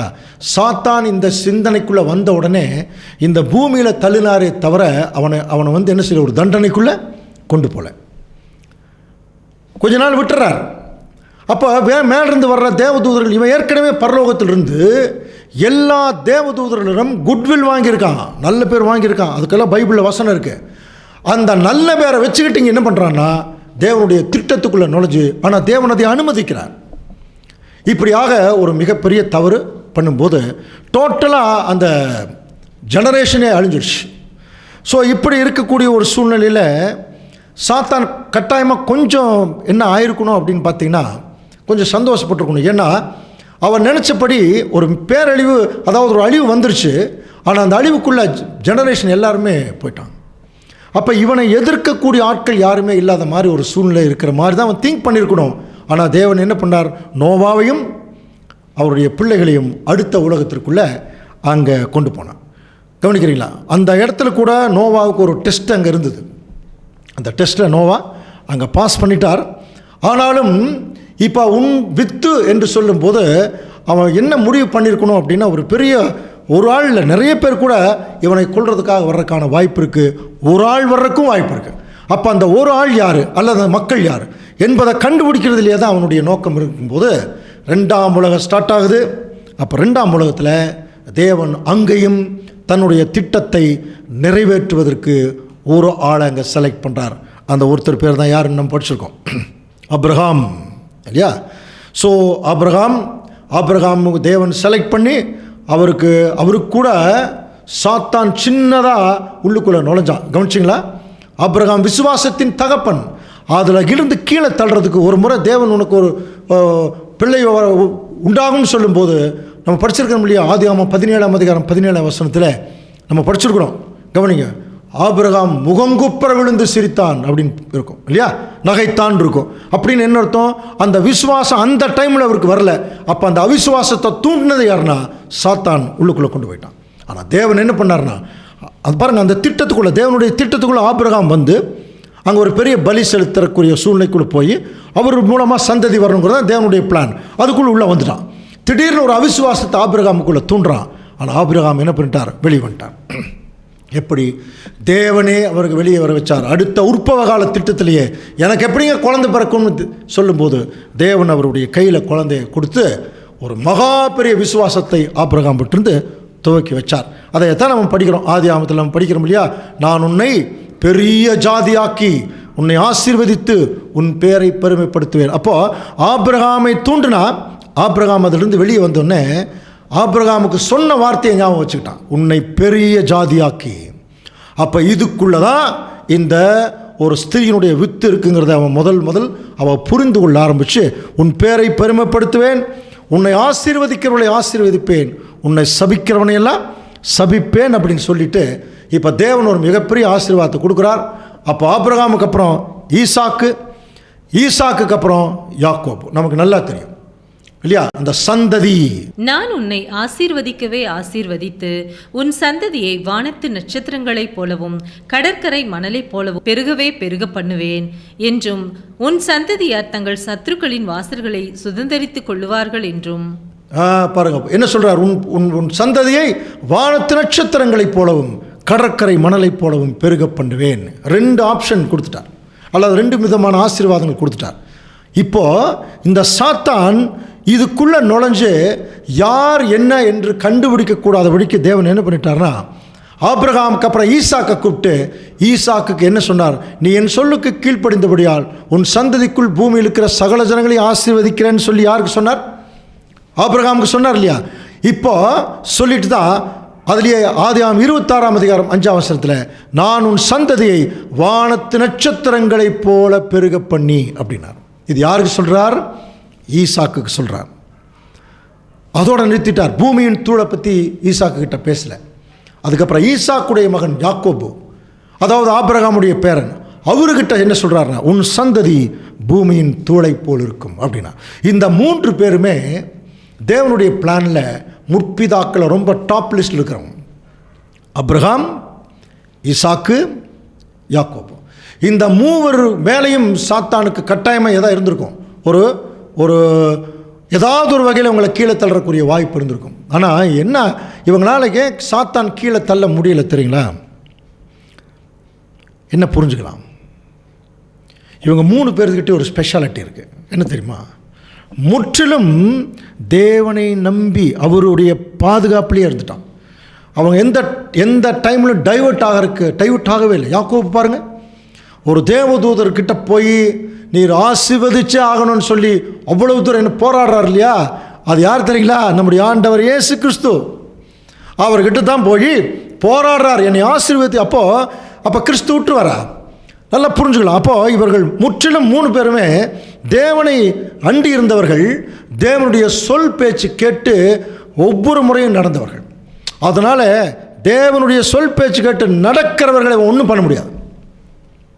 ஒன்றுமே பண்ண முடியாது. ஆனால் கவனிச்சு பாருங்கள், அதுக்கப்புறம் நடந்த ஒரு நிகழ்ச்சி என்னென்னா, தேவன் இந்த திட்டத்தை எல்லாம் சொன்னதுக்கப்புறம் ஆபிரகாம், ஈசாக்கு, யாக்கோபு இவங்களுக்கு பிறந்தவங்க தான் அந்த 12 பேர், 12 கோத்திரம். இவர்கள் யோசேப்பின் நிமித்தமாக எகிப்துக்கு போனாங்க. ரொம்ப வருஷம் கழிக்கும் போது அங்கே எகிப்தில் அடிமைகளானார்கள். அப்போ அடிமைகளாகும்போது இவர்கள் அடிமைத்தன கூக்குரல் தேவனிட்ட கேட்டு அவர் ஆபிரகாமோடும் ஈசாக்கோடும் யாக்கோவோடும் செய்த உடன்படிக்கை நினைவு கூர்ந்து இந்த இஸ்ரேல் ஜனங்களை எகிப்திலிருந்து மீட்டு கொண்டு வர்றதுக்கு ஒரு மிகப்பெரிய ஒரு வீரன் வேணும், புரியுதுங்களா? ஒரு தைரியசாலி வேணும், ஒரு சாந்த குணமுள்ளவன் வேணும், ஒரு புத்திசாலி வேணும். அதனால் தேவன் என்ன செய்கிறார், பிறக்கும் போதே அங்கே வந்து என்ன நடந்தது பாருங்க. யாத்ரா 1ஆம் அதிகாரம். நீங்கள் எபிரேய ஸ்திரீகளுக்கு மருத்துவம் செய்யும் போது அவர்கள் மனையின் மேல் உட்கார்ந்திருக்கையில் பார்த்து ஆண் பிள்ளையானால் கொன்று போடுங்கள். இந்த டைமில் தான் யாராவது ஆண் பிள்ளை எபிரேய குழந்தை பிறந்துச்சுன்னா கொன்று போடுங்கள்னு சொல்லி அங்கே ஒரு சட்டம் போட்டான் அந்த பார்வோன் ராஜா. ஆனால் அந்த மருத்துவச்சிகள் தேவனுக்கு பயந்ததினால், பார்த்தீங்களா, கவனிக்கிறீங்களா? அப்போ டோட்டலாக இந்த பார்வோன் ராஜாவுக்கு தூண்டினது யாருன்னா இந்த சாத்தான். டோட்டலாக ஒரு ஆண் குழந்தை கூட இருக்கக்கூடாது. கவனிங்க, இந்த ட்ரெண்டு கொஞ்சம் கவனிங்க. ஒரு ஆண் குழந்தை கூட இருக்கக்கூடாது. அப்போ அவர் உன் தலையை நசுக்குவார். அப்போ அந்த அவர் என்பது ஒரு ஆண் இருக்கு இல்லையா? அதனால் ஒரு ஆண் குழந்தை கூட இருக்கக்கூடாதுன்னு சொல்லி இப்போ என்ன பண்ணுறான்னா அங்கே ஒரு மிகப்பெரிய சட்டம் போடுறான். ஆனால் தேவன் என்ன செய்கிறார், மருத்துவச்சிகளோ தேவனுக்கு பயந்ததினால் எகிப்தின் ராஜா தங்களுக்கு இட்ல கட்டையின்படி செய்யாமல் ஆண் பிள்ளைகளை உயிரோடு காப்பாற்றினார்கள். அதில் வெளியே வந்தவர் தான் யாருங்க, மோசே. கவனிக்கிறீங்களா? இப்போ மோசேயை உற்று கவனிக்கிறான் சாத்தான். சாத்தானுடைய ட்ரெண்டு பாருங்கள். மோசேனுடைய கேரக்டர் என்ன? என்னாகமம் 12ஆம் அதிகாரம் 3ஆம் வசனம் வாசிக்கலாம். மோசேயானவன் பூமியில் உள்ள சகல மனிதரிலும் மிகுந்த சாந்த குணமுள்ளவனாக இருந்தான். கவனிக்கிறீங்களா? அந்த வசனமே எப்படி இருக்கு? பூமியில் உள்ள சகல மனிதரிலும். ஏன் அப்படின்னா ஒரு 24 லட்சம் பேர்த்த வழி நடத்திட்டு வரணும்னா எவ்வளோ பொறுமை, எவ்வளோ சாந்த குணம் வேணும் இல்லைங்களா? இப்போ நாங்கள்லாம் ஸ்கூலில் ஒரு 20 குழந்தைகளை பராமரிக்கவே முடியல, கட்டுப்படுத்த முடியல, அவ்வளோ கஷ்டத்தில் இருக்கணும். அப்போ அப்படிலாம் சூழ்நிலைகள் இருக்கும்போது அன்புக்குரிய சகோதர சூழ்நிலை இந்த இடத்துல கொஞ்சம் கவனிச்சு பார்த்தீங்கன்னா அத்தனை பேர்த்த வழி நடத்துகிற பாருங்கள் சாந்த குணம் உள்ளவன் சாத்தான் பார்க்குறான். ரொம்ப அழகாக மோசே வழி நடத்திட்டு வரார். எவ்வளோ சாந்த குணத்தை காமிச்சிருப்பார். சாத்தானுடைய ட்ரெண்ட் என்ன தெரியுமா? எந்த நல்ல குணம் யாருக்கு இருக்குதோ அதை அப்படியே கெட்ட குணமாக மாற்றுறது. இவன் ஏன் அந்த மாதிரி மோசே மேலே கண்ணு வச்சான் அப்படின்னா அங்கே இருக்கிற எல்லா ஜனங்களிலும் மோசே வந்து பராக்கிரமம் செய்கிறார் பார்வோன்கிட்ட. கவனிக்கிறீங்களா? அந்த 10 வாதைகள்லாம் படிச்சிருக்கோம் இல்லையா? அந்த பராக்கிரமம் செய்கிறார். அப்படிப்பட்ட பராக்கிரமம் பார்வோன். அப்போது அந்த பார்வோனுடைய அந்த மந்திரவாதிகள் செஞ்சாங்க, அவங்களும் செஞ்சாங்கன்னு படிக்கிறோம். ஆனால் ஒரு குறிப்பிட்ட ஒரு காரியத்துக்கு மேலே அவங்களால செய்ய முடியல. அப்போ என்ன ஆயிடுச்சு? மோசே என்ன ஆயிட்டார்னு படிச்சிருக்கோம் தெரியுங்களா? பார், உன்னை நான் பார்வோனுக்கு தேவனாக்கினேன். கவனிக்கிறீங்களா? வசனம் இருக்கு. அப்போ பார்வோன் சாத்தான் கண்ட்ரோல் இருக்கார், மோசே தேவன் கண்ட்ரோல் இருக்கார். இப்போ பார்வோனோட மோசே பெரிய ஆள் ஆயிட்டார். இதை பார்த்தோன்னே அவன் என்ன கண்டுபிடிச்சான்? ஓ, இந்த ஸ்திரீயினுடைய வித்து இவன் தான் போல் இருக்கு. கவனிக்கிறீங்களா? சரியான நேரம் பார்த்து மோசேக்கு ஒரு மேட்டிமையான சிந்தையை கொடுத்தான். கவனிக்கிறீங்களா? எந்த இடம் அதை தயவுசெய்து நீங்கள் படித்து பாருங்கள் அன்புக்குரிய சகோதர சூழலை. 2 முக்கியமான காரியம். ரொம்ப அவர்கள் வனாந்திரத்தில் போயிட்டு இருக்கும்போது தண்ணி இல்லை, தவிக்கிறாங்க. அப்போ ஒரு கண்மலையை பார்த்து அடின்னு சொன்னார், அடித்தார், அந்த கோல் அடித்தார், தண்ணி வந்தது, குடிச்சிட்டு போயிட்டான். 2வது முறை மறுபடியும் அதே மாதிரி வரும்போது கண்மலையை பார்த்து பேசுன்னு சொன்னார், இவர் பதறி அடிச்சிட்டார். அதுதான் தப்பா அப்படின்னா இல்லை, சரி, ஏன்னா அவ்வளோ டென்ஷன் இருந்திருப்பார். ஆனால் கண்மலையை பார்த்து பேசு அப்படின்னு சொல்லும்போது இவர் கண்மலையை பார்த்து பேசாமல் ஜனங்களை பார்த்து ஒரு மேட்டிமையான வார்த்தையை விட்டுட்டார். ஏன் இப்படி பயங்கரமாக கத்தரிங்க? நான் அடித்தா தண்ணி வரும் தெரியுமா? அந்த மாதிரி ஒரு பெருமைக்குரிய வார்த்தை. ஏன்னா ஏற்கனவே அடித்தா தண்ணி வந்திருக்கு இல்லையா? இப்போ அவருக்கு என்ன வந்துருச்சு உள்ள? அந்த ஒரு பெருமையிலே அடித்தார். இவன் எவ்வளோ பெரிய ஒரு ஞானி தெரியுங்களா? தேவன் பெருமை உள்ளவர்களுக்கு எதிர்த்து நிற்கிறார். வசனம் நமக்கு தெரியும். மனமேட்டிமை உள்ளவன் கர்த்தருக்கு அருவருப்பானவன், கையோட கைகோர்த்தாலும் அவன் தண்டனைக்கு தப்பான். 40 வருஷம் கையோட கைகோர்த்துட்டு போனார் மோசே. அந்த மேட்டிமையை கொண்டு வந்து தேவனே தன்னுடைய அந்த தண்டனையை கொடுக்கறதுக்கு இவன் என்ன பண்ணிட்டான், தூண்டிட்டான். பாருங்க எவ்வளோ பெரிய புத்திசாலி. நம்மெல்லாம் ஒன்றுமே இல்லைங்க. அவன் பாக்கெட்டில் உட்காந்துட்டு நாங்கள் சாத்தானை ஜெயித்து விடுவோம்னு இன்றைக்கி எல்லா கிறிஸ்தவர்களும் போதகர்களும் பாடிட்டு இருக்கிறாங்க. எல்லாம் அவன் கண்ட்ரோல் இருக்கிறாங்க. கவனிக்கிறீங்களா? அவனை விட்டு வெளியே வரணும்னா அவனுடைய தந்திரங்கள் என்ன, அவன் தேவனுடைய திட்டத்துக்குள்ளே எப்படி இருக்கான். இப்போ நம்ம பார்த்துட்டு இருக்கிறோம். இந்த சப்ஜெக்ட் தெரியணும். தயவுசெய்து இதனாலேயாவது இதை கேட்கிறவர்கள் நிறைய பேருக்கு நீங்கள் இந்த சப்ஜெக்டையாவது ஃபார்வர்ட் பண்ணி விட்டு கேட்க சொல்லுங்கள். ஏன்னா இனிமேல் எல்லாம் கேட்குறதுக்கான டைம் இருக்காது. சாத்தான் பாருங்கள் எவ்வளோ பெரிய தலைவன் மோசே, ரொம்ப அழகாக கீழே தள்ளிட்டான். ஏன் தெரியுமா? இவனுக்குள்ளே என்ன வந்துருச்சுன்னா, ஓ இந்த ஸ்திரீயின் வித்து இவன் தான் போல் இருக்கு. ஸோ அதனால தான் அங்கே தேவன் ஒரு ஜட்ஜ்மெண்ட் கொடுத்தார். நமக்கு நல்லா தெரியும், படிச்சிருக்கிறோம். என்ன ஆகும் 20:12 பாருங்கள். கர்த்தர் மோசேயும் ஆரோனை நோக்கி, இஸ்ரவேல் புத்திரரின் கண்களுக்கு முன்பாக என்னை பரிசுத்தம் பண்ணும்படி நீ என்னை விசுவாசியாமல் போனபடியால் சொல்கிறார் பாருங்க. இந்த சபையாருக்கு நான் கொடுத்த தேசத்திற்குள் நீங்கள் அவர்களை கொண்டு போவதில்லை, நீங்கள் உள்ளே போகிறதில்லைன்ட்டார். அது நமக்கு தெரியும் இல்லையா? ரொம்ப தூரத்துலேயே காமிச்சிட்டு தேவனே மோசையை அடக்கம் பண்ணிட்டார்னு படிக்கிறோம். அதுக்கப்புறம் என்னாச்சு? மோசேக்கு அப்புறம் யோசுவா போய் அந்த இஸ்ரேல் ஜனங்களை கானான் தேசத்துக்குள்ளே கொண்டு போய் சேர்த்துனார். நமக்கு தெரியும் கானான் தேசத்தில் யோசுவா கொண்டு போய் சேர்த்தும் போது இஸ்ரேல் ஜனங்களுடைய முதல் நியாயாதிபதி யோசுவா, கடைசி நியாயாதிபதி சாமியேல் தீர்க்கதரிசி. இதுக்கிடையில் சிம்சோன், தெபோராள், எப்தா பாருங்கள். அப்புறம் வேறு யார் சொல்லலாம்? கிதியோன், பாராக், ஒத்னியேல், இந்த மாதிரி நிறைய ரட்சகர்கள் வந்தாங்க. அவர்கள் எல்லாருமே பார்த்தீங்கன்னா இஸ்ரேல் ஜனங்கள் ஒரு குறிப்பிட்ட காலத்தில் மீட்டுக்கிட்டாங்க. ஆனால் இஸ்ரேல் ஜனங்கள் தொடர்ந்து அவங்க யாருடைய கண்ட்ரோல் இருந்தாங்கன்னா சாத்தானுடைய கண்ட்ரோலில். சாத்தானுடைய கண்ட்ரோலில் இருந்தாங்கிறதுக்கு ஒரே வசனம் நமக்கு சாட்சி. நியாயாதிபதிகளின் காலத்தில் அவங்க எப்படி இருந்தாங்க வாசிக்கலாம் பாருங்கள். நியாயாதிபதிகள் 21 அதிகாரம் 25 வசனம். அந்நாட்களிலே இஸ்ரேலில் ராஜா இல்லை, அவனவன் தன் தன் பார்வைக்கு சரிபோனபடி செய்து வந்தான். பாருங்க, இஸ்ரேலில் ராஜா இல்லை, அவனவன் தன் தன் பார்வைக்கு. அப்போ தன் இஷ்டத்துக்கு தேவனுக்கு கீழ்ப்படியாம தன் இஷ்டத்துக்கு போறவன் தாங்க சாத்தான். புரியுதுங்களா? அப்போ அந்த சாத்தான் மைண்டட் பீப்புள் ஆயிட்டான். டோட்டலாக இஸ்ரேல் ஜனங்கள் அவன் கண்ட்ரோல் வந்துட்டான். இப்போ அவங்க என்ன கேட்குறாங்கன்னா, எங்களுக்கு ராஜா வேணும்னு கேட்குறாங்க. புறஜாதி ராஜாக்களை புறஜாதிகள் வணங்குறதும் அவங்களுக்கு தூபம் காட்டுறதை பார்த்தோன்னே இவங்களுக்கு ஆசை வருது. உடனே சாமியல்கிட்ட போய் கேட்குறாங்க. சாமியல் தீர்க்கதரிசிக்கிட்ட எங்களுக்கு ராஜா வேணும். இப்போ தேவன் சொன்னார், நான் தான் இவங்களுக்கு ராஜாவாக இருந்தேன், என்னை தள்ளிட்டு இவங்க எனக்கு ராஜா கேட்குறனால. அப்பவும் தேவன் என்ன செய்கிறார்னா, சரி ராஜா கொடுத்தார். ஏன்னு சொல்லுங்க, ஏன் தெரியுமா ராஜா கொடுத்தார்? சரி இந்த ராஜாக்களை பார்த்தாது அந்த ஜனங்கள் திருந்துட்டும் அப்படிங்கிற மாதிரி. அப்போ முதல் ராஜா சவுல் நமக்கு நல்லா தெரியும். கொஞ்ச நாள் நல்லா தான் இருந்தார். அதுக்கப்புறம் அவருக்குள்ளே வேற ஒரு ஆவி வந்துருச்சு. அதை ஏற்படுத்தினவனும் சாத்தான் தான். சவுல் எப்படி இருப்பார்னு படிச்சுக்க முடியாது, ரொம்ப திடகாத்திரம் அழகாக இருந்தார். ஸோ இப்போ இந்த மாதிரி ஒரு சூழ்நிலையில் இவன் இஸ்ரேல் ஜனங்களை வழி நடத்தினா இவன் என்ன ஆகிடுவான்? இஸ்ரேல் ஜனங்களை இப்போ தேவனிடத்தில் வழி நடத்திடுவான். அப்போது ஒருவேளை இவன் தான் அந்த ஒரு ஸ்திரீயின் வித்துவா இருக்குன்னு சொல்லி இப்போ என்ன பண்ணுறாருன்னா ரொம்ப ஈஸியாக சவுலை கீழே விழ தள்ளிட்டான். அதுக்கப்புறம் பார்த்தீங்கன்னா தாவீது சிங்கம் மாதிரி எந்திரிச்சு வந்தார். ஒரே கல்லில் கோலியாத்தை அடித்தார். தன்னுடைய ஆடுகளுக்காக சிங்கத்துக்கிட்ட சண்டை போட்டார்னு படிச்சிருக்கோம். இப்படிப்பட்ட தைரியசாலியை வனாந்தரத்தில் இருக்கிற போது நல்லா அவர் ஜெயிச்சுட்டே வந்தாருங்க. தேவனுடைய ஒரு கிருபையை பார்த்துட்டே வந்தார். என்னைக்கு அரண்மனைக்கு போய் செட்டில் ஆனாரோ அன்னைக்கே சோம்பேறியாகி தூங்க ஆரம்பிச்சிட்டார். பாருங்கள், பகலில் தூங்கி எந்திரிக்கிறார். நம்ம படித்தோம் இல்லையா? சாத்தான் என்ன பண்ணுறான்? சரியாக தூங்கி எந்திரிக்கும் போது பத்சேபாலை இப்போ அவருடைய கண்ணில் காமிச்சிட்டான். அந்த இச்சையை தூண்டிட்டான்.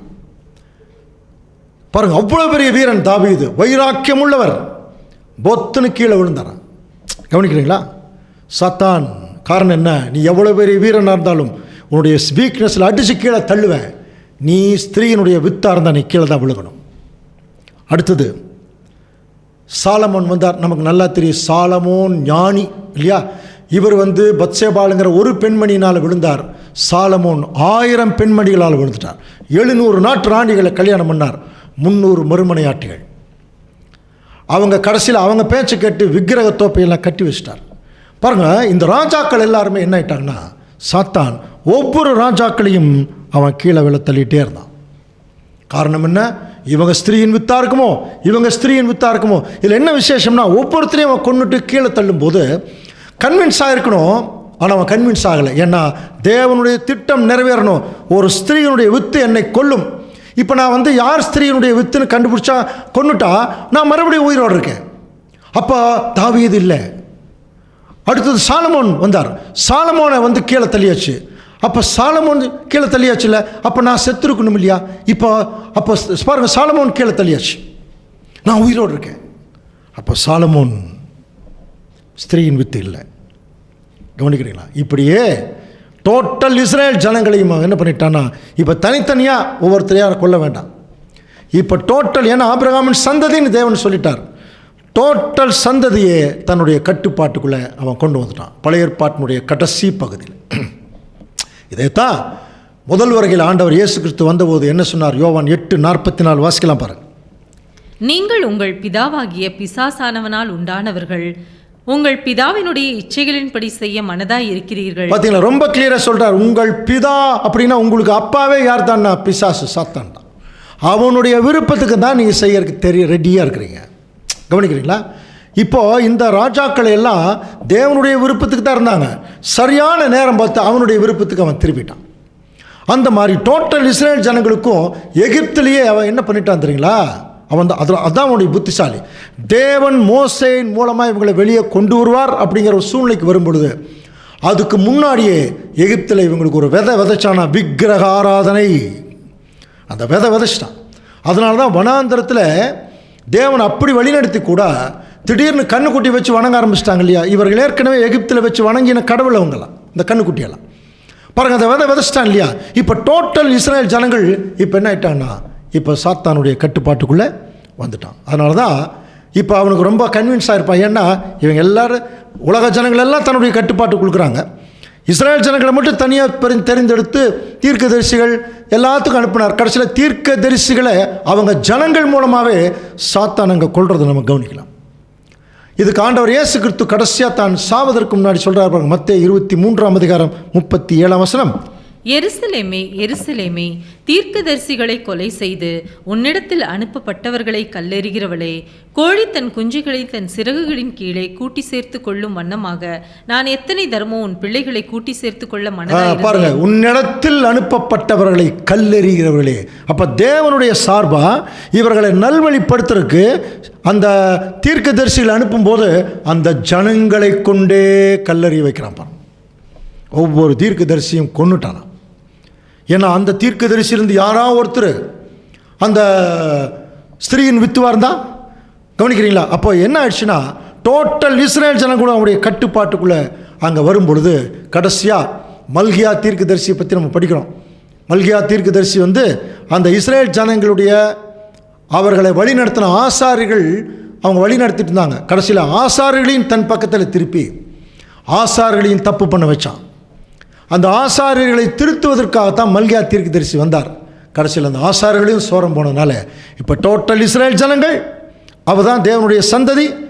அவங்கள ஆர்கனைஸ் பண்ணுகிற ஆசாரியர்கள் இவங்க எல்லாருமே சாத்தானுடைய கட்டுப்பாட்டுக்குள்ளே வந்துட்டாங்க.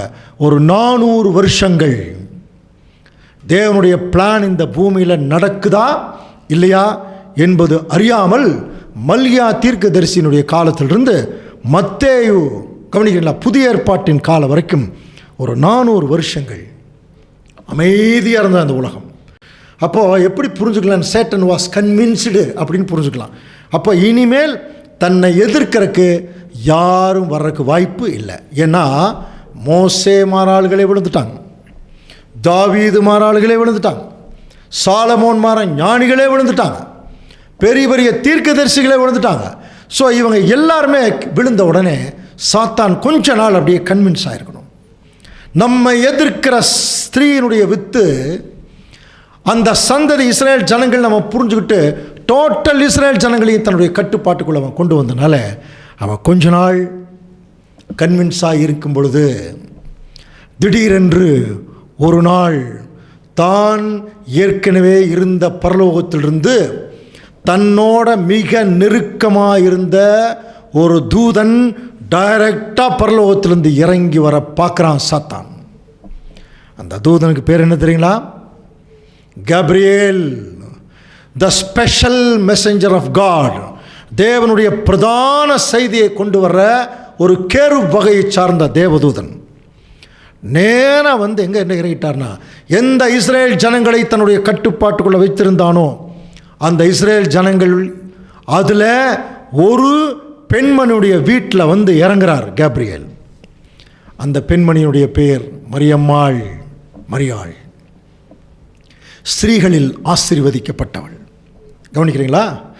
இப்போ இந்த அம்மா கிட்ட வந்து டைரக்டாக ஒரு விஷயத்தை சொல்கிறார். லூக்கா 1:31. இதோ நீ கர்ப்பவதியாகி ஒரு குமாரனை பெறுவாய், அவருக்கு இயேசு என்று பெயரிடுவாய். கவனிக்கிறீங்களா? டைரக்டா. இப்போ பாருங்க, இவ டோட்டலாக தேவனுடைய திட்டத்தை கவனிச்சுட்டு இருக்கிற சாத்தான் இதை கவனிக்காமல் இருந்திருப்பானா? அவனுக்கு என்ன ஒரு எக்ஸைட்மெண்ட்டாக இருக்கும் தெரியுங்களா? பரலோகத்திலிருந்து, அதாவது கேப்ரியேல் வர்றாருனா ஏதோ ஒரு ஸ்பெஷல் ஒரு விஷயமாக தான் இருக்கணும். உடனே இவனுடைய முழு ஃபோக்கஸிங் எங்கே தான் போயிருக்கும்னா, கேப்ரியேல் யார் வீட்டுக்கு போகிறான். அங்கே போனால் மரியம்மா வீட்டில் போய், இதோ நீ கர்ப்பவதியாகி ஒரு குமாரனை பெறுவாய், அவருக்கு இயேசுனா ரட்சகர்னு பேர். அடுத்த வசனம் பாரு, அவர் பெரியவராக இருப்பார், உன்னதமானவருடைய குமாரன் எனப்படுவார். இப்போ தான் இவன் வந்து ரொம்ப அலர்ட்டாகிறான். ஏன்னா இது வரைக்கும் இங்கே பிறந்தவங்க எல்லாமே மனுஷர்கள். கவனிக்கிறீங்களா? மனுஷனாக இருந்து பிறந்தவங்க, இவங்களை ஈஸியாக அவன் ஜமாளிச்சிட்டான். அப்போது இவருடைய முழு கவனம், அவர் உன்னதமானுடைய குமாரன் எனப்படுவார், கர்த்தராகிய தேவன் அவருடைய பிதாவாகிய தாவீதின் சிங்காசனத்தை. அப்போ தாவீதின் சிங்காசனம் ஏற்கனவே கீழே விழுந்துருச்சு. இப்போ திரும்ப அந்த தாவீதின் சிங்காசனத்துக்குள்ள தேவனுடைய மகன் ஒருத்தர் வந்து இங்கே உட்கார போகிறார். அவர் என்ன செய்ய போகிறார் தெரியுங்களா? அடுத்த வசனம் லூக்கா 1:33. அவர் யாக்கோபின் குடும்பத்தாரை என்றென்றைக்கும் அரசாளுவார், அவருடைய ராஜ்யத்துக்கு முடிவிராது. ரொம்ப கிளியரா ஒரு இன்ஃபர்மேஷன் வந்துருச்சு இப்போ சாத்தான். அவர் யாக்கோபின் குடும்பத்தாரை என்றென்றைக்கும் அரசாளுவார். கவனிக்கிறீங்களா? இந்த யாக்கோபின் குடும்பத்தாரை பற்றி தான் ஆண்டவர் இயேசு கிறிஸ்து முதல் வருகையில் என்ன சொன்னார்? நீங்கள் உங்கள் பிதாவாகிய பிசாசினால் உண்டானவர்கள். அப்போ டோட்டல் யாக்கோபின் குடும்பத்தாரும் யார் கண்ட்ரோல் இருக்காங்கன்னா, சாத்தான் கண்ட்ரோலில். இப்போ மேலிருந்து பிதாவாகிய தேவனுடைய ஒரு குமாரன் உள்ள வரும்போது சாத்தான் கண்ட்ரோல் இருக்கிற இந்த இஸ்ரேல் ஜனங்களை இவர் ஆட்சி செய்ய போறார் அப்படிங்கிற ஒரு விஷயத்தை கேள்விப்பட்டோன்னே முதல்ல சாத்தான் என்ன கண்டுபிடிச்சான்னா, ஓ, ஸ்திரீயினுடைய வித்து இங்கே இல்லை, எங்கிருந்து வருது இப்போ? ஓ, மேலிருந்து. அதனால தான் கலாத்தியர் 4:5 நம்ம ரெஃபரன்ஸ்க்காக, காலம் நிறைவேறின போது ஸ்திரீயினிடத்தில் பிறந்தவரும் நியாயப்பிரமாணத்திற்கு கீழானவருமாகிய தம்முடைய குமாரனை தேவன் அனுப்பினார். படிச்சிருக்கோம் இல்லையா? ஸோ இந்த விஷயம் பின்னாடி தான் நமக்கு வசனங்களாக இருக்குது. அதுக்கு முன்னாடியே இப்போ சாத்தான் என்ன கண்டுபிடிக்கிறான்னா, இந்த ஸ்திரீ மரியாள், இந்த ஸ்திரீ கிட்ட பிறக்கக்கூடிய வித்து தான் இந்த நம்ம கண்ட்ரோல் இருக்கிற யாக்கோபின் குடும்பத்தை அரசாளுவார் அப்படின்னு தெரிஞ்ச உடனே, கவனிக்கிறீங்களா, அவன் வந்து முதல் தீர்க்க தரிசனம், அவர் உன் தலையை நசுக்குவார்னு சொல்ல போது 100 மடங்கு அலர்ட்டாக இருப்பான். அதனால தான் தேவனுடைய திட்டத்துக்குள்ளே உள்ள நுழைஞ்சு எல்லாத்தையும் கீழே தள்ளிட்டு வந்தான். இப்போ அதுக்கப்புறம் அவனுக்கு என்ன கன்ஃபியூஸ் இருந்திருக்கும்னா, நான் இன்னும் சாகலையே, அப்போ இவர் ஸ்திரீயின் வித்து இல்லை, இவரை கீழே தள்ளியாச்சு, ஆனால் நான் இன்னும் சாகலையே, ஏன்னா அவர் உன் தலையை நசுக்குவார்னு சொல்லியிருக்கு, அப்போ நான் இன்னும் சாகலையே, அப்போ இவர் ஸ்திரீயின் வித்து இல்லை, இந்த கன்ஃபியூஷன்லேயே வந்தவன் இப்போ தெளிவாக என்ன கண்டுபிடிச்சிட்டானா, இந்த ஸ்திரீயினுடைய வித்து யார் தான்? மேலிருந்து மரியம்மா வயிற்றில் பிறக்க போகிறவர் தான். இப்போ ஆக்சுவலாக தீர்க்க தரிசனமே இருக்குது. ஆண்டவர் இயேசு கிறிஸ்து எங்கே பிறப்பார்? நம்ம மீகா தீர்க்க தரிசன புஸ்தகம் 5:2 படிக்கிறோம் இல்லையா? எப்ராத்தா எனப்பட்ட பெத்லெகேமே, நீ யூதாயாவில் உள்ள ஆயிரங்களுக்குள்ளே சிறிதாக இருந்தாலும் இஸ்ரவேலை ஆளப்போகிறவர் உன்னிடத்திலிருந்து புறப்பட்டு என்னிடத்தில் வருவார். உன்னிடம்ங்கிறது அந்த சாதாரண பெத்லெகேம் ஊர், என்னிடம்ங்கிறது மகா உன்னதமான பரலோகம். சாதாரணமாக பிறந்து மிகப்பெரிய இடத்துக்கு அவர் வரப்போகிறார். அவருடைய புறப்படுதல் அனாதி பூர்வ நாட்கள் அப்படின்னு ஆல்ரெடி பிளான்டு. அப்போ தேவனுடைய பிளான் வந்து எப்போதும் பர்ஃபெக்டாக போயிட்டுருக்கு. சாத்தான் உள்ளே பூந்துட்டு வெளியே போகிறான். அவனுக்கு ஒரு தோல்வி வந்துட்டே இருக்கு. ஆனால் இந்த டைம் பார்த்தீங்கன்னா ஆண்டவர் இயேசு கிறிஸ்து தான் இந்த ஸ்திரீயினுடைய வித்து நம்ம கண்டுபிடிச்சிட்டான். கவனிங்க. அப்போ இயேசு கிறிஸ்து பிறக்கிறத அவன் விரும்புவானா? விரும்பவே மாட்டான். தயவு செய்து ஒரு விஷயத்தை நல்லா கவனிக்கலாம் அன்புக்குரிய சகோதர சகோதரர்களே. கவனிங்க, ஒரு மகா பெரிய வஞ்சனைக்குள்ள ஒட்டுமொத்த கிறிஸ்தவ மண்டலம் இன்னைக்கு போயிருக்கு. ஒரு மகா பெரிய வஞ்சனைக்குள்ள. அது என்னங்கிறது இப்போ பார்க்கலாம். என்ன நடந்தது தெரியுங்களா? நம்முடைய ஆண்டவர் இயேசு கிறிஸ்து இந்த பூமியில் பிறந்தபோது கிழக்கிலிருந்து சாஸ்திரிகள் வந்தாங்கன்னு படிக்கிறோம் இல்லையா? அவங்க எதை பார்த்துட்டு வந்தாங்கன்னு படிக்கிறோம்? ஒரு நட்சத்திரத்தை பார்த்துட்டு வந்தாங்க. இப்போ கிறிஸ்மஸ் காலங்களில் நிறைய கிறிஸ்தவர்கள் வீட்டில் நட்சத்திரம் கட்டுவாங்க. கவனிங்க, நட்சத்திரம் கட்டுவாங்க. ஏன் நட்சத்திரம் கட்டுறீங்கன்னு கேட்டால் அவங்க என்ன சொல்கிறாங்க, நாங்கள் கிறிஸ்தவர்கள்னு காட்டுறதுக்குன்னு ஒரு வகுப்பார். கிறிஸ்தவர்கள் நட்சத்திரம் கட்டி காட்டக்கூடாது, நம்முடைய கேரக்டரில் காட்டணும், கிறிஸ்துவுடைய கேரக்டரில் காட்டணும் ஒரு பக்கம். இன்னொரு பக்கம் நாங்கள் கிறிஸ்டியன்ஸ் இங்கே இருக்கிறோம் அப்படிங்கிறத காட்டுறதுக்கு. இன்னொரு சாரார் இயேசு கிறிஸ்துடைய பிறப்பை அறிவிக்கிறதுக்கு நட்சத்திரம் வந்தது, அந்த நட்சத்திரத்தை நாங்கள் அடையாளமாக செய்கிறோம் அப்படின்னு நல்லா சொல்கிறாங்க. ஆனால் ஒரு விஷயம் நல்லா கவனிங்க, இப்போ ஆண்டவர் இயேசு கிறிஸ்து பிறந்தபோது இந்த நட்சத்திரம் வந்ததா? இப்போ எதன் நிமித்தமாக நட்சத்திரம் கட்டுறாங்க? இயேசு கிறிஸ்து இருந்த இடத்துக்கு அந்த நட்சத்திரம் வழி நடத்தியது அப்படிங்கிறனால தானே. நீங்கள் உள்ள நல்லா உற்று கவனிச்சு பார்த்தீங்கன்னா இந்த நட்சத்திரம் இந்த கிழக்கிலிருந்து வந்த சாஸ்திரிகள் இருக்கு இல்லையா, ஒரு குறிப்பிட்ட காலம் வரைக்கும் அப்படியே வழி நடத்திட்டு வந்துட்டு திடீர்னு மறைஞ்சிருச்சு. எங்கே தெரியுங்களா? யூதேயாவினுடைய எல்லையில் அந்த நட்சத்திரம் காணப்படவில்லை. உடனே இவங்களுக்கு தீர்க்க தரிசனம் என்ன இருக்குது பார்த்துருக்காங்க ஏற்கனவே, ராஜா பிறப்பார். அப்போ இவங்க கன்ஃபியூஸ் ஆகி என்ன பண்ணிட்டாங்கன்னா, ராஜா பிறப்பார்னா ஏற்கனவே தீர்க்க தரிசனமே கிளியராக இருக்குது, எப்ராத்தா எனப்பட்ட பெத்லகேமே. அப்போ பெத்லகேமுக்கு தான் போனோம். ஆனால் இவங்க எப்படி கன்ஃபியூஸ் ஆகிட்டாங்கன்னா, ராஜா பிறப்பார்னா இப்போ எங்கே தான் பிறந்திருக்கணும்? அரண்மனையில் தான். அப்போ நம்ம நேரம் எங்கே போயிடலாம்? அரண்மனைக்கு போய் என்ன சொன்னாங்க தெரியுங்களா? உங்களுக்கு விரோதமாக ஒரு ராஜா பிறந்திருக்கிறார் எங்கேன்னு கேட்டாங்க. புரியுதுங்களா? அப்போ தான் பாருங்க, மத்தேயு 2ஆம் அதிகாரம் 3ஆம் வசனம் வாசிக்கலாம். ஏரோது ராஜா அதை கேட்ட பொழுது அவனும் அவனோட கூட எருசலேம் நகரத்தார் அனைவரும் கலங்கினார்கள். புரியுதுங்களா? ஒரு ராஜாவுக்கு விரோதமாக ஒரு ராஜா பிறந்திருக்காருன்னா கலங்கினார்கள். கவனிக்கிறீங்களா? கலங்கிட்டு இப்போ அவருக்கு வந்திருக்கு, பயம் வந்திருக்கு. அப்போ நமக்கு விரோதமாக ஒரு ராஜா வந்திருக்கானா, எங்கே, எப்போ என்று சொல்லி பாருங்கள். அடுத்த வசனம் பாருங்கள் என்ன நடந்திருக்குன்னா, நட்சத்திரம் காலப்பட்ட காலத்தை குறித்து அவன் விசாரிக்கிறான். அவங்க சொல்கிறாங்க, ஆக்சுவலாக பார்த்தீங்கன்னா இந்த இவங்க எங்கே, அதாவது ஆக்சுவலாக பிறந்தொன்னே வரல. கவனிங்க, பிறப்பதற்கு முன்பாகவே இந்த நட்சத்திரம் இவர்களை வழி நடத்திட்டு வந்திருக்கு. அதனால தான் அவன் நட்சத்திரம் காலப்பட்ட காலத்தை குறித்து கேட்கும்போது, புரியுதுங்களா, அவங்க 2 வருஷமாக வந்துட்டு இருக்கிறாங்கன்னு அவனுக்கு தகவல் கிடைக்கிது. அதனால தான் அவன் என்ன பண்ணான் தெரியுங்களா? அப்பொழுது ஏரோது தான் சாஸ்திரிகளால் வஞ்சிக்கப்பட்டதைக் கண்டு மிகுந்த கோபமடைந்து ஆட்களை அனுப்பி தான் சாஸ்திரியிடத்தில் திட்டமாய் விசாரித்த காலத்தின்படியே பெத்லகேமிலும் அதன் சகல எல்லைகளிலும் இருந்த 2 வயதுக்குட்பட்ட எல்லா ஆண் பிள்ளைகளையும் கொல்றான். கவனிக்கிறீங்களா? ஆண்டவர் இயேசு கிறிஸ்து பிறந்தபோது உன்னதத்தில் இருக்கிற தேவனுக்கு மகிமையும் பூமியிலே சமாதானமும் உண்டாவதாகன்னு ஒரு வசனம் படித்தோம். ஆனால் பாருங்கள், ஆண்டவர் இயேசு கிறிஸ்து அங்கே பிறந்தபோது அந்த இடமெங்கும் மரண ஓலம். 2 வயதுக்குட்பட்ட எல்லா ஆண் பிள்ளைகளையும் வெட்டினான். கவனிக்கிறீங்களா? இது யார் செஞ்ச வேலை தெரியுமா அன்புக்குரிய சகோதர சகோதரே? கவனிக்கிறீங்களா? ஆச்சரியம் என்னன்னா, இயேசு கிறிஸ்து பிறக்க போறார்னு பிறக்கிறதுக்கு முன்னாடியே சாத்தானுக்கு மட்டும்தான் தெரியும். அவன் ஏற்கனவே கேப்ரியலை பார்த்துட்டான். கவனிக்கிறீங்களா? அதனால தான் அவன் என்ன பண்ணுறான், இந்த சாஸ்திரிகளுக்கு மட்டுமே ஒரு நட்சத்திரத்தை அப்படியே காமிச்சிட்டு வரான். நட்சத்திரம் பாருங்க, இங்கிருந்து நார்மலாக பார்த்தீங்கன்னா ஒரு நட்சத்திரம் எங்காவது இருந்தால் அதை அப்படியே நம்மளை வழி நடத்துமா? அது எவ்வளோ கோடிக்கணக்கான மைல்கள் தூரத்தில் இருக்குது. ஆனால் இந்த நட்சத்திரம் இவங்க கண்ணுக்கு மட்டும்தான் அங்கே தெரிஞ்சிருக்கு. ஒரு வினோதமான நட்சத்திரம்.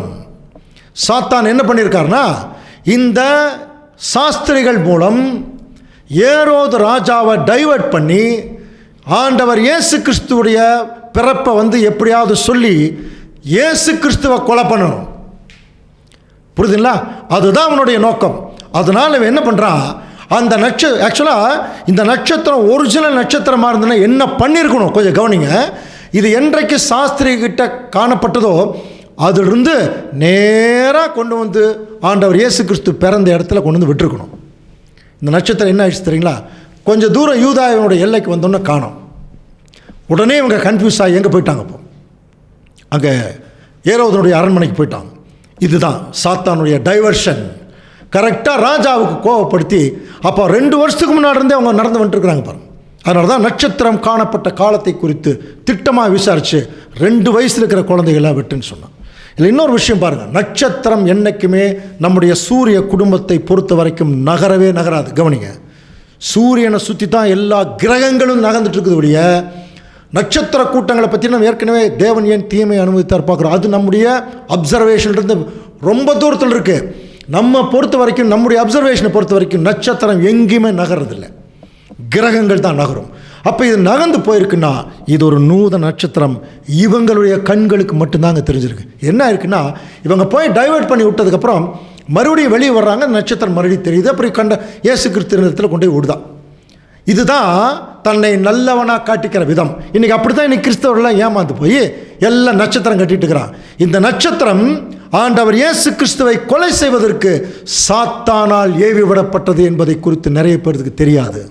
இனிமேல் நட்சத்திரம் மாட்டுவீங்க வீட்டில். உண்மையான கிறிஸ்தவர்கள் இந்த சத்தியம் தெரிஞ்சதுன்னா நட்சத்திரம் மாட்ட மாட்டான். கவனிக்கிறீங்களா? சாத்தானுக்கே என்ன பேர் தெரியுங்களா? ஏசாயா 14ஆம் அதிகாரம் 12ஆம் வசனம் வாசிக்கலாம்.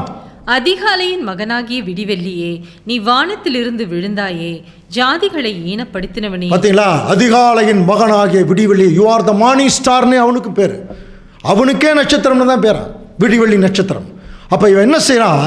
ஆண்டவர் இயேசு கிறிஸ்து பிறக்கும் போது அவரை கொல்ல நினைக்கிறான். அவன் டைரக்டரில் கொல்ல மாட்டான். எப்படி காயின் வச்சுதானே ஆபேலை கொன்னான். புரியுதுங்களா? இஸ்ரேல் ஜனங்களை வச்சு தான் தீர்க்கதரிசிகளே கொல்றான். இஸ்ரேல் ஜனங்களை வச்சு தான் மோசேவை டென்ஷன் பண்ணுறான். புரியுதுங்களா? ஜனங்களை வச்சு தான். அப்போ இவன் டைரக்டாக யாரையும் அட்டாக் பண்ணுறதில்ல. அதுதான் அவனுடைய ட்ரெண்டு, அவனுடைய ட்ரெடிஷன். இது நமக்கு தெரியணும். அதனால தான் இந்த சப்ஜெக்டை இவ்வளோ கோர்வையாக நம்ம போயிட்டுருக்கோம். அப்போ ஆண்டவர் இயேசு கிறிஸ்து வரைக்கும் வந்துட்டோம். இவனுக்கு நல்லா தெரிஞ்சிருச்சு அந்த ஸ்திரீயினுடைய வித்து இயேசு கிறிஸ்து தான். இவர் பிறக்கும் போதே அவரை கொல்லணும்னு நினைக்கிறான். அப்போவே பிளான் போட்டான். என்னைக்கு மரியம்மா கிட்ட வந்து அங்கே காபிரியல் தூதன், உன்னிடத்தில் பிறக்க போகிற குழந்தை பெரியவராக இருப்பார், உன்னதமானுடைய குமாரன் எனப்படுவார், அவர் யாக்கோபின் குடும்பத்தை அரசாளுவார்னு என்னைக்கு சொன்னாரோ அன்னைக்கே சாத்தான் அலர்ட் ஆகி ஆண்டவர் இயேசு கிறிஸ்துவை கொலை செய்வதற்கு த கிராண்ட் மாஸ்டர் பிளான் போடுறான். பிளான் போட்டு இந்த நட்சத்திரத்தை அப்படியே நகர வச்சு, அப்போ அவங்க கண்களுக்கு மட்டும்தான் அந்த நட்சத்திரம் தெரிஞ்சிருக்கு. ஒருவேளை பழைய காலத்தில் ஆரியபட்டர், பாஸ்கர், நிறைய பழைய காலத்தில் நட்சத்திரங்கள் இதையெல்லாம் ஆராய்ச்சி பண்ணக்கூடியவங்கெல்லாம் இப்படிப்பட்ட சில நட்சத்திரங்கள்லாம் தோன்றும் நல்லா எழுதுனாங்களாம். கவனிக்கிறீங்களா? ஆனால் இயேசு கிறிஸ்து பிறந்தபோது இப்படி ஒரு நட்சத்திரம் வரும்னு எந்த இடத்துலையுமே எழுதப்படவில்லை. இன்னொரு விஷயம் பாருங்கள், இயேசு கிறிஸ்து பிறந்தபோது ஆட்டிடையர்களுக்கு டைரக்டாக சரியான அட்ரஸ் தேவதூதன் கொடுக்குறாருங்க. டைரக்டாக தேவதூதன் கொடுக்குறார். நீங்கள் பெத்லகேமுக்கு போங்க, முன்னணியிலே கிடத்தி இருக்க காண்பீர்கள், படிச்சிருக்கோம் இல்லையா? அப்போ தேவன் சார்பாக தேவதூதன் ஆட்டிடையர்களுக்கு சரியான அட்ரஸ் கொடுக்கும்போது சம்பந்தமே இல்லாமல் ஒரு அந்த ஜனங்கள் இவரை வணங்க வேண்டிய அவசியம் என்ன? புரியுதுங்களா? அப்படி ஒரு சூழ்நிலை வரும் பொழுது இதை கொஞ்சம் இன்டீரியராக உள்ளே போய் பார்த்தீங்கன்னா இது சாத்தான் ஆண்டவர் இயேசு கிறிஸ்துவை கீழே வளர்த்தள்ளுறதுக்கு, அவரை கொலை செய்கிறதுக்கு அவன் ஏற்படுத்தின நட்சத்திரம். நல்ல நட்சத்திரம் மட்டும் அதுக்கப்புறம் கொண்டு போய் காமிச்சிருச்சான். அது உண்மையான நட்சத்திரமாக இருந்தால் என்னைக்கு அவங்க கண்களுக்கு இருந்ததோ அங்கேருந்து டைரெக்டாக கொண்டு போய் இயேசு கிறிஸ்து இந்த இடத்துல காமிச்சிருக்கணும். டைவர்ட் பண்ணியிருக்கக்கூடாது. ஸோ அந்த டைவர்ஷன் கொடுத்ததே சாத்தான் தான். கொஞ்சம் கவனிக்கிறீங்களா? இப்போ ஆண்டவர் இயேசு கிறிஸ்து என்ன ஆயிட்டார்னா, இவனுடைய திட்டத்திற்கு மீறி பிறந்துட்டார். அந்த ஸ்திரீயினுடைய வித்து இந்த பூமியில் பிறந்தாச்சு. அப்படியே கொஞ்சம் கொஞ்சமாக வளருது. சாத்தான் கட்டாயமாக யாரையே பார்த்துட்டு இருந்திருப்பான். கொஞ்சம் கவனிங்க. ஆண்டவர் இயேசு கிறிஸ்துவை அவர் சர்ச்சுக்கு போகிறது, அங்கே அவங்களோட பெரியவங்களோட பேசணும், எல்லாத்தையும் அப்சர்வ் பண்ணிட்டு இருந்திருப்பான். என்ன பண்ணிட்டு இருந்திருப்பான் தெரியுங்களா? இவரை கொலை பண்ண முடியல.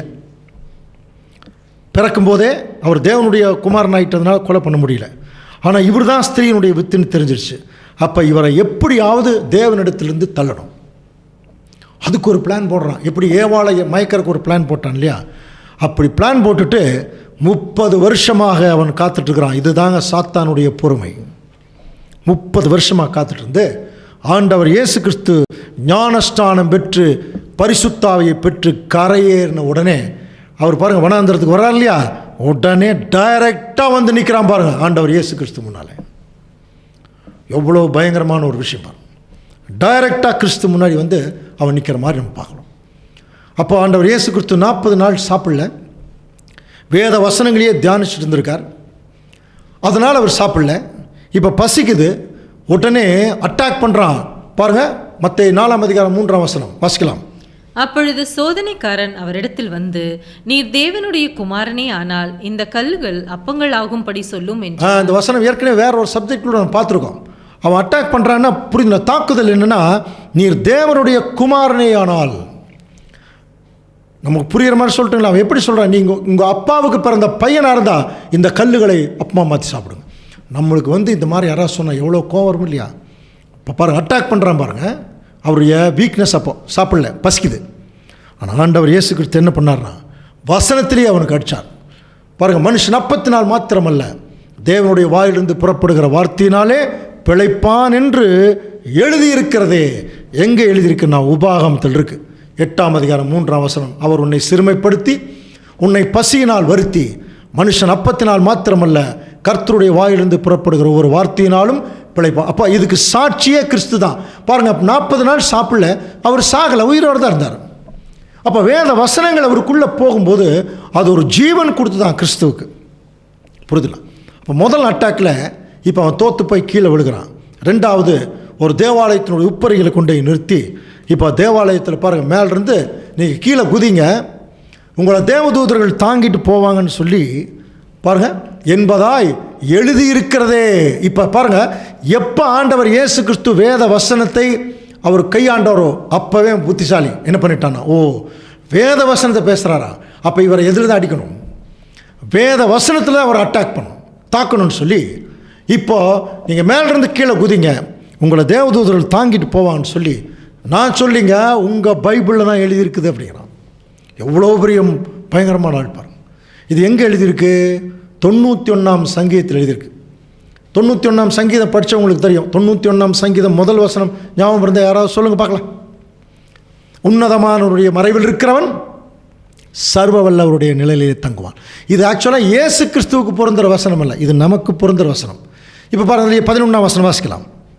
உன் வழிகளில் எல்லாம் உன்னை காக்கும்படி உனக்காக தம்முடைய தூதர்களுக்கு கட்டளையிடுவார். அடுத்த வசனம், உன் பாதம் கல்லில் இடராத படிக்கு அவர்கள் உன்னை தங்கள் கைகளில் ஏந்தி கொண்டு போவார்கள். அப்போ 91ஆம் சங்கீதத்தை ஆண்டவர் இயேசு கிறிஸ்துவுக்கே சொல்கிறான் பாருங்க. சாத்தான் வேதம் மோதுதுன்னு சொல்கிறாங்களே அது இதுதான் பாருங்கள். அப்போ 91ஆம் சங்கீதத்தை எப்படி மனப்பாடம் பண்ணியிருக்கான். ஆனால் ஒரு விஷயம் பாருங்கள், இந்த 91ஆம் சங்கீதம் அவனுக்கு நல்லா தெரியுது. ஆனால் இந்த வசனம் இயேசு கிறிஸ்துவுக்கு பொருந்தாது, அது நமக்கு தான் பொருந்தும். அது நமக்கே இப்போ தெரியுது இல்லையா. அப்போ அந்த வசனத்துடைய அப்ளிகேஷன் அவனுக்கு தெரியல, எங்கே அப்ளை பண்ணணும்னு அவனுக்கு தெரியல. இன்றைக்கி அப்படித்தாங்க நிறைய பேர், நிறைய போதர்களுக்கு வசனம் தெரியும், ஆனால் அதனுடைய அப்ளிகேஷன் எங்கே அப்ளை பண்ணுறது, அது வேத வாக்கியங்களை ஆராய்ந்து பாருங்கள், அவருடைய ஆவியவைகளை சேர்க்கும் தெரியாது. இப்படி தான் அஞ்ஞானத்தில் நிறைய ஜனங்களை வழி நடத்திட்டு இருக்கிறான். ஸோ இப்போ இந்த 2வது சோதனையிலையும் உன் தேவனாய கர்த்தரை பரீட்சை பாராத இருப்பாயாக என்று எழுதியிருக்கிறதே அப்படின்னா அதே உபாகமத்தில் தான் கவனிக்கிறீங்களா. 6ஆம் அதிகாரம் 13ஆம் வசனம் 16ஆம் வசனம் 2 வசனங்களை நீங்கள் கவனிச்சுப்பார். ஒன்று பரீட்சை பாராத என்று எழுதியிருக்கிறதே. அடுத்தது கொஞ்சம் கவனித்து பார்க்கும்போது ஒரு 3வது சோதனை, ஒரு பெரிய மலையின் மேலே நிறுத்தி சகல ராஜ்யங்களின் மகிமையை காண்பிச்சு, நீர் சாஷ்டாங்கமாக என் மேலே விழுந்து என்னை பணிந்து கொண்டால் இவைகள் எல்லாம் உமக்கு நான் தர்றேன். அப்போது இவனுக்கு யார் மேலே அதிகமான பொறாமை பாருங்கள், கிறிஸ்து மேலே தான். இந்த ராஜ்யங்களெல்லாம் எனக்கு பெருசு இல்லை, என்னை வணங்கிட்டா போதும் அப்படின்னு புரியுதுங்களா. ஒன்றா நீ பெரிய ஆளாக இருக்கணும், இல்லை நான் பெரிய ஆளாக இருக்கணும். சில பேர் சொல்லுவாங்க நான் உயிரோடு இருக்கணும், இல்லை நீ உயிரோடு. அந்த மாதிரி இந்த உலகத்தில் யார் பெரியவன், நான் பெரியவங்கள, நான் ராஜாவாக இருக்கணும், இல்லை நீங்கள் ராஜாவாக இருக்கணும். ஆண்டவர் என்ன சொன்னார் தெரியுங்களா. அதற்கு இயேசு, அப்பாலே போ சாத்தானே, உன் தேவனாகிய கர்த்தரை பணிந்து கொண்டு அவர் ஒருவருக்கே ஆராதனை செய்வாயாக என்று எழுதியிருக்கிறது. அவர் என்ன சொல்ல வர்றாரு தெரியுங்களா. இங்கே நம்ம 2 பேருமே பெரிய இல்லைப்பா, அப்பாலே போ, நம்ம 2 பேருக்கு பெரியவர் ஒருத்தர் இருக்கார், பிதாவாகிய தேவன். புரியுதுங்களா? இந்த 3 சோதனையிலையும் ஆண்டவர் இயேசு கிறிஸ்து வசனத்திலேயே தாங்க ஜெயிச்சார். ஓடிட்டான், சாத்தான் ஓடிவிட்டான். ஆனால் ஓடினவன் சும்மா இருப்பானா? இவனுக்கு தான் தெரிஞ்சிருச்சே இயேசு கிறிஸ்து தான் ஸ்திரீயினுடைய வித்து, இவர் எப்படியாவது என் தலையை நசுக்க போகிறார் அப்படிங்கிறது அவனுக்கு தெரிஞ்சிருச்சு. இப்போ இவர் எப்படி நசுக்கிறது? அவர் பிறக்கும்போது சாகணும்னு நினச்சான், சாகடிக்க முடியல. இப்போ நேரடியாக வந்து தேவனுக்கு கீழ்ப்படியாமல் போகிறக்கு ஏதாவது வழி இருக்கா பாருங்க. எப்படியெல்லாம் போராடுறான் பாருங்க. தந்திரன். ஆண்டவர் இயேசு கிறிஸ்துவை 3 முறை தாக்குனா கிறிஸ்து வசனத்திலே அடித்து துரத்திட்டார். இப்போ போய் தனியாக ஒரு ஆஃபீஸில் உட்காந்து ரொம்ப நேரம் யோசனை பண்ணிட்டு இருந்திருப்பான். என்ன தெரியுங்களா? இவர் எதுக்கெடுத்தாலும் வசனம் பேசுகிறாரு. அப்போ இந்த வசனத்தில் தான் இவர் வந்து குடியிருக்கார். அப்போ இவரை குறித்து இன்னும் அதிகமாக நம்ம தெரிஞ்சுக்கணும். எப்படி இவரை கீழே விழத்தலாம் அப்படின்னு சொல்லி 91ஆம் சங்கீதம் படித்தவன் அப்படியே ஏசாயா தீர்க்க தரிசன புஸ்தகத்தை படிக்க ஆரம்பித்தான். உங்களுக்கு புரியிருக்கா சொல்கிறேன். அப்படி படிக்க ஆரம்பிக்கும் போது அவனுக்கு ஒரு இன்ஃபர்மேஷன் கிடச்சதான் ஆண்டவர் இயேசு கிறிஸ்துவை பற்றி. என்னன்னு சொல்லி கவனிச்சு பார்த்தீங்கன்னா, ஏசாயா 53ஆம் அதிகாரம் நமக்கு தெரியும். ஆண்டவர் இயேசு கிறிஸ்துடைய மரணத்தை குறித்து சொல்லப்பட்ட வார்த்தைகள். அதில் 7ஆம் வசனம் பாருங்கள், வாசிக்கலாம். அவர் நெருக்கப்பட்டும் ஒடுக்கப்பட்டும் இருந்தார், ஆனாலும் தம்முடைய வாயை அவர் திறக்கவில்லை. அடிக்கப்படும்படி கொண்டு போகப்படுகிற ஒரு ஆட்டுக்குட்டியைப் போலவும், தன்னை மயிர் கத்திரிக்கிறவனுக்கு முன்பாக சத்தம் விடாதிருக்கிற ஆட்டை போலவும் அவர் தம்முடைய வாயை திறவாதிருந்தார். இப்போ இது ஏற்கனவே ஏசாயா தீர்க்கதரிசினால் எழுதப்பட்டது, நிர்ணயிக்கப்பட்டது. இப்போ இதை படிக்கும்போது அவனுக்கு என்ன புரிஞ்சிருக்கும்? ஏதோ ஒரு ஆட்டுக்குட்டியை பலி செலுத்துகிற மாதிரி இவரை கொண்டு போகிறதுக்கான வாய்ப்பு இருக்குது. அடுத்த வசனம் பாருங்க. நம்முடைய மெய்யாகவே அவர் நம்முடைய பாடுகளை ஏற்றுக்கொண்டு நம்முடைய துக்கங்களை சுமந்தார், நாமோ அவர் தேவனால் அடிபட்டு வாதிக்கப்பட்டவரும் சிறுமைப்பட்டவர் என்று எண்ணினோம். இந்த இடத்துல நம்முடைய பாடுகள் இங்கே ஏசாயா சொல்லிட்டு இருக்கிறது பர்டிகுலராக இஸ்ரேல் ஜனங்கள். நல்லா புரிஞ்சுக்கலாம். அதுக்கப்புறம் நமக்கு அது அப்ளை ஆகும். இந்த இஸ்ரேல் ஜனங்க தான் இப்போ யாருடைய கண்ட்ரோல் இருக்காங்க? சாத்தானுடைய கண்ட்ரோல் இருக்காங்க. இப்போ சாத்தானுடைய கண்ட்ரோல் இருக்கிற இஸ்ரேல் ஜனங்களுக்குள்ள இயேசு கிறிஸ்து வந்து அவர் தன்னை அங்கே பலி செலுத்தும் போது அங்கே என்ன நடக்கும் அப்படின்னா பாருங்கள், அடுத்த வசனம். நம்முடைய மீறுதல்களின் நிமித்தம் அவர் காயப்பட்டு நம்முடைய அக்கிரமங்களின் நிமித்தம் அவர் நொறுக்கப்பட்டார், நமக்கு சமாதானத்தை உண்டு பண்ணும் ஆக்கினி அவர் மேல் வந்தது, அவருடைய தழும்புகளால் குணமாகிறோம். இவங்க குணமாகவே கூடாதுங்கிறதுக்காக தான் இஸ்ரேல் ஜனங்களை தன்னுடைய கட்டுப்பாட்டுக்குள்ளே வச்சுருந்தான் சாத்தான். இப்போ இயேசு கிறிஸ்து வந்து ஏதோ அடிக்கப்பட போகிறார் போல் இருக்கு. அடிபட்டுட்டா இந்த இஸ்ரேல் ஜனங்க திருந்திடுவாங்க. இது சாத்தானுக்கு விருப்பமாக இருக்குமா? வாய்ப்பே இல்லை, இல்லைங்களா? இவன் என்ன நினைக்கிறான் தெரியுங்களா? அப்போது இயேசு கிறிஸ்து அடிபட்டுட்டா செத்துட்டா இவங்க திருந்திடுவாங்க. டோட்டலாக தன்னுடைய பிளானை கொலாப்ஸ் ஆகிடும். அதனால் இவன் என்ன நினைக்கிறான் தெரியுங்களா? இயேசு கிறிஸ்து பிறக்கிற போது சாகணும்னு நினச்சவன் அவர் தன்னுடைய மரணத்தை குறித்து சொல்லும்போது பிளானை மாத்திரம் சாகக்கூடாதுன்னு நினைக்கிறான். தேவனுடைய திட்டம் அது ஒரே மாதிரி போயிட்டுருக்கும். சாத்தான் அப்படி இல்லைங்க, மாற்றி மாற்றி தன்னுடைய திட்டத்தை செயல்படுத்துவானா. ஆண்டவர் இந்த பூமியில் வந்து அதனுடைய நோக்கத்தை தன்னுடைய சீசல்கிட்ட ரொம்ப கிளியராக சொல்கிறார். மத்தேயு 16ஆம் அதிகாரம் 21ஆம் வசனம் பாருங்கள். அது முதல் இயேசு தாம் எருசலேமுக்கு போய் மூப்பராலும் பிரதான ஆசாரியராலும் வேதபாரகராலும் பல பாடுகள் பட்டு கொலையுண்டு, ரொம்ப கிளியராக சொல்கிறார் ஆண்டவர் தன்னுடைய பாடுகளை குறித்து. 3ஆம் நாளில் எழுந்திருக்க வேண்டும் என்று தம்முடைய சீஷர்களுக்கு சொல்லத் தொடங்கினார். கிளியராக இருக்கு. வேதபாரகராலும் எல்லாம் நான் அடிக்கப்படுவேன், வாரினால் அடிச்சிருவாங்க, இன்னும் சில வசனங்கள் எல்லாம் இருக்குது. என்னை வாரில் அடிச்சிருவாங்க, துப்பிடுவாங்க, எல்லாமே இருக்குது. தீர்க்க தரிசன புஸ்தகங்கள் இருக்குது. என் முகத்தில் துப்பிடுவாங்க, அடிக்கிறவனுக்கு என் முதுகையும் தாடை மழை பிடுங்கிறவனுக்கு என் தாடையும் ஒப்பு கொடுத்தேன், அவமானத்திற்கும் உமிழ்நீருக்கும் என்னை மறைக்கவில்லை. ஏசாயா எழுதியிருக்கார். எல்லாம் கிளியராக இருக்குது. ஆண்டவர் அதை தெரிஞ்சுக்கிட்டு தாங்க வர்றார். அப்போது அந்த மரணத்துக்குள்ளே போயிட்டா அந்த இஸ்ரேல் ஜனங்கள் திருந்திடுவாங்க. இவனுக்கு அது பிடிக்காது. என்ன பண்ணான் தெரியுங்களா? டைரெக்டாக இயேசு கிறிஸ்துவை அட்டாக் பண்ணி பார்த்தான். அதாவது ஒரு தாக்குதல் பண்ணி பார்த்தான்.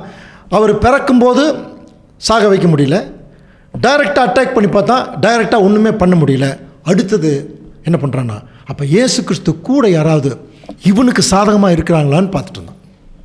அப்போது நம்ம பேதுரு இருக்கிறார் பாருங்கள், அவர் தான் அவசரப்பட்டு ஏதாவது ஒன்று சொல்லி ஆண்டவர்கிட்ட நல்லா சில நேரத்தில் அவர் திட்டு வாங்குவார் இல்லையா, அதாவது அவருடைய ட்ரெண்டு. இந்த பேதுருக்குள்ளே பூந்துட்டான் பாருங்க. பேதுரு என்ன பண்ணுறாரு தெரியுங்களா? அப்பொழுது பேதுரு அவரை தனியே அழைத்து கொண்டு போய், ஆண்டவர் எவ்வளோ பெரியவர், கொஞ்சம் கூட மரியாதை இல்லாமல் பாருங்க, அவரை தனியே அழைத்து கொண்டு போய், ஆண்டவரே இது உமக்கு நேரிடக்கூடாதே, இது உமக்கு சம்பவிப்பதில்லை என்று அவரை கடிந்து கொள்ள தொடங்கினானா. பாருங்க, யார் யாரை கடிந்து கொள்வது அப்படின்னா எந்த அளவுக்கு அந்த ஒரு கடிந்து கொள்ளதுடைய ஆவி, எரிச்சலின் ஆவி இப்போ யாருக்குள்ளே போயிடுச்சு. எப்படி காயினுக்குள்ள அந்த ஒரு உணர்வுகளை தூண்டினானோ அந்த மாதிரி பேதுருவுக்குள்ள அந்த உணர்வை தூண்டி நீங்கள் சாகக்கூடாதுங்கிறான். உடனே ஆண்டவர் பேதுருவை பார்த்து சொல்கிறார் பாரு, மத்தேயு 16:23. அவரோ திரும்பி பேதுருவை பார்த்து, எனக்கு பின்னாக போ சாத்தானே. புரிஞ்சுங்களா? அப்படின்னா இப்போ பேதுருவை திட்டல, யார் திட்டுறாரு? இப்போ சாத்தானை திட்டுறார். ஏன்னா பேதுருவுக்குள்ளே யார் பூந்துட்டது? சாத்தான். அந்த இன்டென்ஷன் பாருங்கள், அந்த நோக்கத்தை உள்ளுக்குள்ளே நுழைச்சிட்டான் பேதுரு. அப்புறம் டக்குன்னு அவர் ரிலீஸ் ஆனோன்னு அவர் வேறு மாதிரி கிறிஸ்துவுடைய பின்னாடி போயிட்டார். பாருங்கள், எனக்கு பின்னாக போ சாத்தானே, நீ எனக்கு இடலாக இருக்கிறாய், தேவனுக்கேற்றவர்களை சிந்தியாமல் மனுஷனுக்கேற்றவர்களை நீ சிந்திக்கிறாய். அப்படின்னா இப்போ கூட இருந்தவங்களுக்குள்ளேயே இப்போ என்ன பண்ணிட்டான்னா ஒருத்தரை கீழே தள்ளுறதுக்கு பிளான் பண்ணுறான். இதெல்லாம் நமக்கும் நடக்குங்க. கவனிக்கிறீங்களா? சாத்தான் நல்ல சத்தியத்துக்குள்ளே நம்ம வருவோம், டைரெக்டாக சில நேரத்தில் நம்மளை அட்டாக் பண்ணுவான், அவமானப்படுத்துவான். நம்ம அதையும் தாண்டி வந்துட்டோம்னா நம்மளை கூட இருக்கிறாங்க பாருங்கள், அந்த கூட இருக்கிறவங்கள வச்சே நம்ம கீழே தள்ளிடுவோம். புரிஞ்சுக்கவே மாட்டாங்க. இப்படியெல்லாம் நமக்கு நடக்கும். இதையும் நம்ம ஞாபகத்தில் வச்சுக்கலாம். சத்தியத்துக்குள்ளே வரக்கூடிய சௌரெல்லாம் இதை ஞாபகத்தில் வச்சுக்கணும். அடுத்தது பார்த்தீங்கன்னா, இப்படியாக ஆண்டவர் இயேசு கிறிஸ்துவுடைய அந்த மரணத்தை இவனால் தடுக்க முடியல. என்ன ஆச்சரியம், அவர் பிறக்கும்போது சாகணும்னு நினைக்கிறான், அவர் சாக போகும்போது இல்லை நீ சாகக்கூடாதுன்னு சொல்கிறான். இதுதான் சாத்தானுடைய, அது என்ன சொல்லலாம், ஒரு தவறான ஒரு பிளான். அதாவது ஒரு நிலையிலேயே இல்லை, அவன் பதட்டத்தோடையே இருக்கான். காரணம் என்ன? இவர் தான் ஸ்ரீ என்னை அவர் கொன்றுவார், என்னை கொன்றுவார், அதுக்கு முன்னாடி அவர் சாகடிக்கணும், அந்த மாதிரி ஒரு சிந்தை. அப்போ அந்த பதட்டத்திலேயே அவன் இருக்கிறதுனால அவன் பிளானை அடிக்கடி மாற்றிட்டே இருக்கிறான். கடைசியாக என்ன நடந்ததுன்னா, இப்போ ஆண்டவர் இயேசு கிறிஸ்துவனுடைய ஊழியத்தெல்லாம் முடிச்சுட்டு போகும்போது, இப்போ எந்த இஸ்ரேல் ஜனங்களுக்கு இவர் ராஜாவாக இருப்பார் அப்படின்னு அங்கே தீர்க்க தரிசனம் சொன்னாரோ அதை நிறைவேறும் வண்ணமாக அங்கே என்ன ஆயிடுச்சுன்னா, ஒரு முறை இஸ்ரேல் ஜனங்கள் அவரை கழுது மேலே ஏற்றி ராஜா மாதிரி ஒரு ஊர்வலம் போக ஆரம்பித்தார்கள். பாருங்கள், மத்தேயு 21:4 வாசிக்கலாம். இதோ உன் ராஜா சாந்த குணம் உள்ளவராய் கழுதையின் மேலும் கழுதை குட்டியாகிய மரியின் மேலும் ஏறிக்கொண்டு உன்னிடத்தில் வருகிறார் என்று சீயோன் குமாரத்திக்கு சொல்லுங்கள் என்று சீயோன் குமாரத்திக்கு சொல்லுங்கள் என்று தீர்க்க தரிசினால் உரைக்கப்பட்டபடி நிறைவேறும்படி இதெல்லாம் நடந்தது. கவனிக்கிறீங்களா? அப்போ டோட்டலாக இவனுடைய பிளான் எப்படி மாறுதுன்னு பார்த்தீங்கன்னா, இப்போ சாக வேண்டான்னு நினச்சா, இப்போ ஆண்டவர் இயேசு கிறிஸ்து ஊழியத்தை முடிக்கும்போது அவரை ராஜாவாக்குறதுக்கு எல்லா பிளானும் அங்கே நடக்கும்போது அப்போ தான் ஒரு முடிவு வந்தானோ, இல்லை இவர் கட்டாயமாக செத்துதான் ஆகணும். ஒரு பக்கம் தேவனுடைய திட்டம் ஆண்டவர் இயேசு கிறிஸ்து மரிக்கணுங்கிறது, இவன் அந்த திட்டத்துக்குள்ளே பூந்து செத்துத்தான் ஆகணும். ஏன்னா நான் சாகாமல் இருக்கணும்னா இவர் சாகணும் அப்படின்னு நினச்சி தான் கடைசி ஆயுதத்தை கையில் எடுத்தான். கடைசி ஆயுதம் பாருங்கள், ஆண்டவர் இயேசு கிறிஸ்து கூட அவருடைய க்ளோஸ் ஃப்ரெண்டு, இன்னும் சொல்லப்போனால் பிராண சிநேகிதன், அவருக்குள்ளே பூந்தானா. அதைத்தான் நம்ம யோவான் 13:27 வாசிக்கலாம். அந்த துணிக்கையை அவன் வாங்கின பின்பு சாத்தான் அவனுக்குள் புகுந்தான். அப்பொழுது இயேசு அவனை நோக்கி, நீ சீக்கிரம் செய்கிறதை சீக்கிரமாய் செய். பாருங்க, சாத்தான் அவனுக்குள் புகுந்தான். பார்த்தீங்களா? கடைசியா யூதாஸ் காரியத்துக்குள்ள சாத்தான் புகுந்தான். அப்போ அங்கே காட்டி கொடுக்கப்பட்டது, காட்டி கொடுக்கலினாலும் கிறிஸ்து அங்கே மரிக்கிறது தான் உண்மையான விஷயம். ஆனால் சாத்தான் என்ன செய்கிறான், அவனுடைய பிளானில் இப்போ என்ன செய்கிறான், யூதாஸ் காரியத்தை அங்கே பயன்படுத்துகிறான்.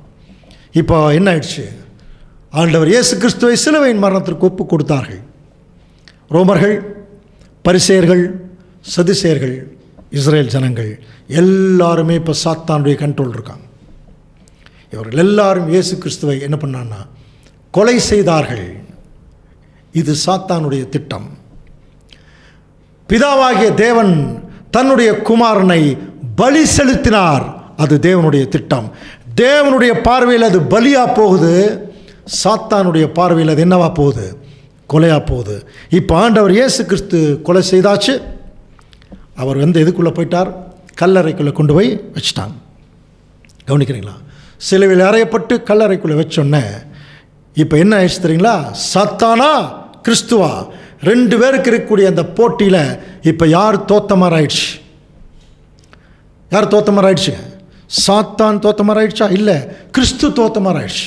ஆனால் அது தேவனுடைய திட்டமே அவருடைய மரணத்தில் தான் ஆரம்பிக்குதுன்னு சாத்தானுக்கு அங்கே தெரியறதுக்கான வாய்ப்பு அங்கே இல்லை. அப்போ பாருங்கள், இயேசு கிறிஸ்துடைய மரணம் இப்போ அவர் கல்லறைக்குள்ளே போகணுன்னே சாத்தான் என்ன ஆயிருக்கணும் தெரியுங்களா? ரொம்ப கன்வின்ஸ் ஆகிருக்கணும். ஒரு நாள் ஃபுல்லாக ரொம்ப சந்தோஷமாக அப்படியே தெரிஞ்சுட்டு இருந்திருப்பான் இல்லையா? திடீர்னு அவருடைய மனசுக்குள்ளே என்ன தோணி இருக்கும் தெரியுங்களா? ஐயோ, நான் உயிரோடு இருக்கேன். கவனிக்கிறீங்களா?